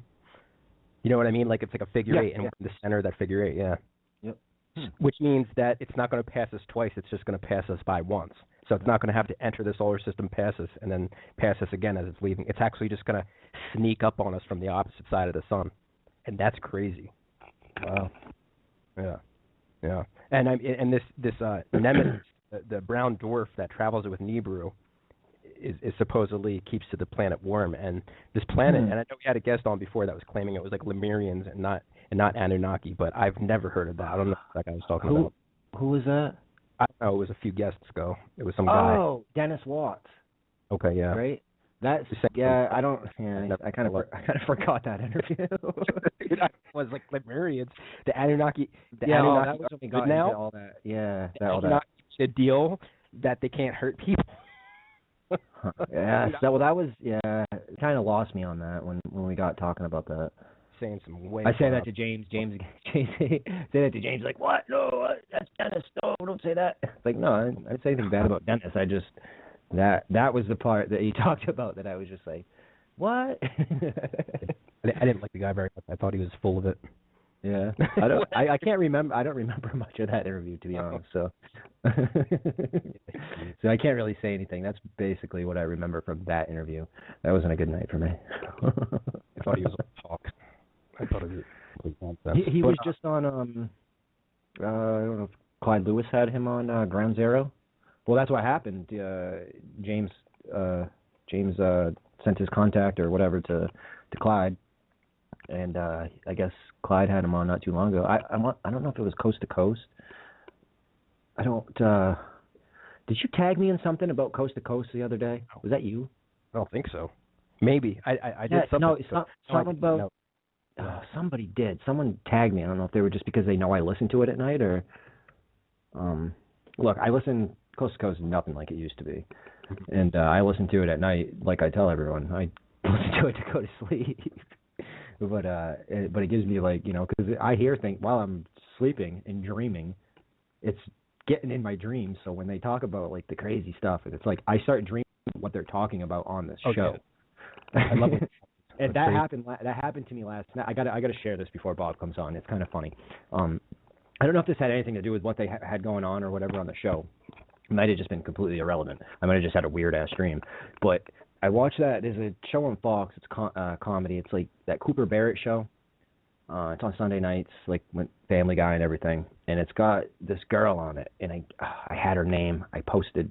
I don't know. I posted about her earlier because I had that dream. And anyway, she was in my dream, and I was hanging out with her. And like I was at a bar, and like there were people there, and they were like famous people, but. I don't know who they were. Like now, in my dream they were famous, but I don't think they really were. You know what I mean? And then I just skipped to another dream, and like I was somewhere in this town, and I stole this car, and I just remember driving around. It was like a really nice. It was like a sports car. Like I was like It looked in my dream. It looked like something like a Mustang or something, stick shift, and I was like driving around, and then all of a sudden Joe Rogan's in my car. Sitting in the passenger seat, too. So I got Joe Rogan like riding passenger, dude. I'm just driving around. And, like, all these different people just keep showing up in my dream. And then, like, I murdered someone in my dream. I went to this camp. And so I went to this camp, and I apparently murdered people in my dream. Well, that's when I think they were talking about somebody killing someone on the radio, so it went into my head, and then apparently I was killing people in my dream last night. But anyway, I had to share that because I have some weird dreams, man. Yeah, me too, but not that often that I kill anybody. I don't think I really ever kill anybody in my dream. I think that might have been the first time I killed someone in my dream. Actually, no. There was this one kid that tried to kill me in my dream, and I killed him. He tried pushing me over a balcony, and I moved, and he fell off. You ever have those dreams where you're trying to punch somebody and you're really slow? It's like you're like it's slow motion. It's like, I don't know, I've had that. Like in a dream you're trying to fight someone but you can't do it. Like you're not moving and you're moving in slow motion. I don't know. I've had that happen so many times. I guess I have violent dreams, don't I? Yeah. Like killing people, beating people up. Watching UFC crap. I don't know, maybe. There was a while there that I would wake up in the morning and that's what I would think about, like Brazilian jiu-jitsu, dude. Like it was really weird. Like I would just wake up and that was the first thing that came to my mind. Like it's just weird. I don't know, man. I have these really weird dreams and the stuff goes in my head, so it sticks in my head. I don't know what to think of myself sometimes. You gotta cleanse your aura, man. Oh yeah, okay. Oh man. So yeah, man, Nibiru. I'm looking forward to this. I mean, the Anunnaki, are they going to come by? A lot of people were claiming it was going to happen in March. I suspect it could happen in like 7 or 8 years. Aren't they claiming that whole RFID chip's going to come out in 2017? And if that's wow, we're already in 26. Jeez, man. Yeah, 2017. Wow. And, exactly. Oh, I know. And it's gone by fast, right? And if that's the case, isn't inside the Bible, like, because the whole prophecy thing, and this is like self-fulfilling prophecy. So the Illuminati, whatever you want to call them, the control freaks, they influenced the Bible, they influenced all the prophecies, and they basically wrote the prophecies in the Bible themselves just so when the time comes they could recreate it. They claim that Jesus will come and F up the world and bring destruction, and he will come in the sky. I believe Jesus is just is just Nibiru, and they just don't want to say Nibiru because they don't want people to be prepared. So they're gonna. I mean, that's my theory. Is the mention of Jesus coming in the sky and all that. That's just Nibiru, and so that's supposed to happen after the 7 years of tribulation. So if this whole RFID thing is starting next year, this could be the first year of the 7-year tribulation. That means Nibiru could come in about 8 years. But then I heard someone else claim that it will either come now or in 40 years, and I never really understood that, and I didn't really think to ask him what the hell he was talking about at the time. But I'm going to ask him next time. It seems like especially where it is right now, there's no way that it would get here that quick. I mean, yeah, maybe in 7 or 8 years, but not in. I would say like at least after 5 years from now.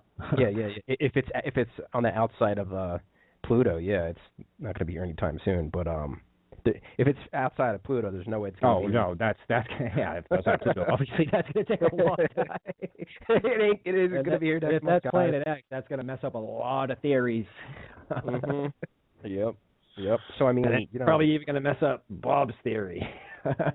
So, what's going to happen? I mean, this is crazy. I want to know. And I mean, and people don't realize that it doesn't have to hit us. It just has to come close, and it would completely take over our gravitational pull. It would slow down the planet to a complete stop. You'd have between 3 and 7 days of darkness, depending on what side of the planet you're on, and 3 to 7 days of sunlight if you're on the other side. So, I mean, and then the oceans are just going to roll in, all the coastlines. You're going to have like 200-foot wall of water. It's claimed, I think it was on Zeta Talk, they claimed that the oceans it's going to be like a high tide, like an ocean's tide. It's not going to be a tsunami, but it's going to be like a big wall of water that slowly comes in as the planet's slowing down to a stop. And it's going to be like 200-foot wall of water, and people are going to be trying to go inland to escape this wall of water. And entire coastlines. Within 100 miles inland, you have to be in, at least a few hundred feet above sea level. And then after this thing passes, we're going to have a new North and South Pole. So all the ice in the Antarctica is going to melt. I think the new South Pole is going to be in India. So if you're in India, you're dead. You got to get the hell out of India when this happens. You're going to freeze to death. And all that water is going to melt. And then for a few years, the sea level is going to be 700 feet above sea level, where we're at now. So you're going to have to be at least 700 feet above sea level. And as this Nibiru passes by us, once it actually passes us, you're going to have a crazy worldwide earthquake on the, what do they say? Oh, yeah, definitely. Oh, that's definitely, absolutely. 9.0 on the Richter scale, no matter where you're at on the planet, and some places as high as 18.0, which means if you're at a place... Probably like California. Right. Well, like the San Andreas or something like that. I don't even think, I don't think you can really know, because it's not just going to be on the regular fault line. No, It probably will, some places. Like I would imagine, but if you're at a spot on the planet where there's like an 18.0 on the Richter scale, you don't have a chance in hell of living. You're just going to be thrown up in the air a couple hundred feet. You're going to be like shot up into the air. That's how crazy that is, you know? Yeah. That is. You don't have a shot in hell there. It sounds like fun. Yeah. And there's this huge red iron dust cloud that's traveling with Nibiru. And it's going to cover the whole planet in this fine red dust. It's iron. It's going to be toxic. And supposedly, at least Zeta Talk claims that's where we get our oil from, this dust cloud from Nibiru. And they claim that all the oceans and lakes and rivers will be red like blood. That's in the Bible. That is. Hey, whoever called in, you're on mute, so I got to dial up the guest. It'll probably dial live on air. Yeah. Maybe. I don't know. I'm not... It usually does. Maybe they fix that so it doesn't give us the dial tone when we call. I'm not sure. But yes, I believe we are live with Bob Fletcher right now. You with us, Bob? No.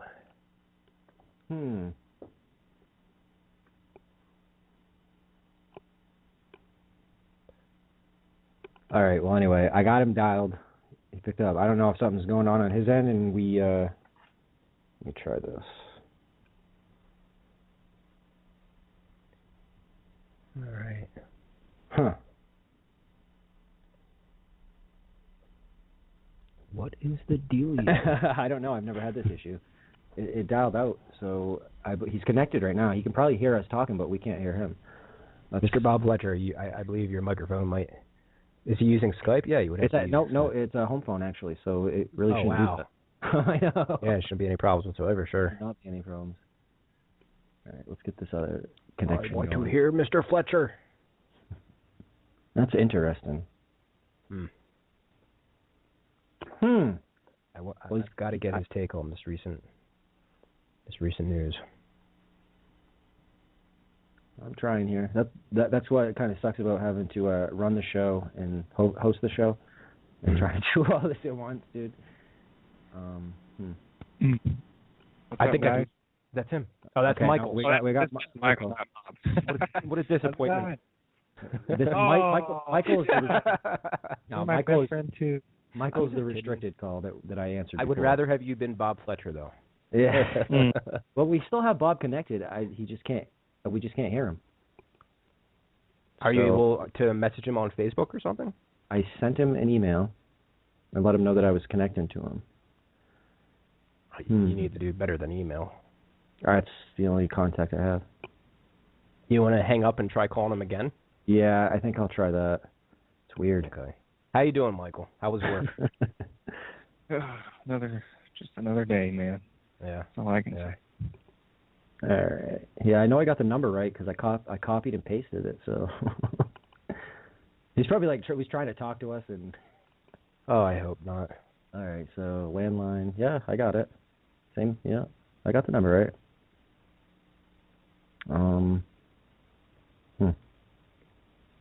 Sorry, folks. We'll get this figured out. This actually has not ever happened, especially with a landline. I can understand with Skype, but a landline, man, that should just try this. And so, Michael, what are your thoughts on Planet X? Oh, here we go. See now it's giving us stuff. Yeah, that's I didn't fine. do that before. That's weird. Hello. Hello, Bob. Contact with foreign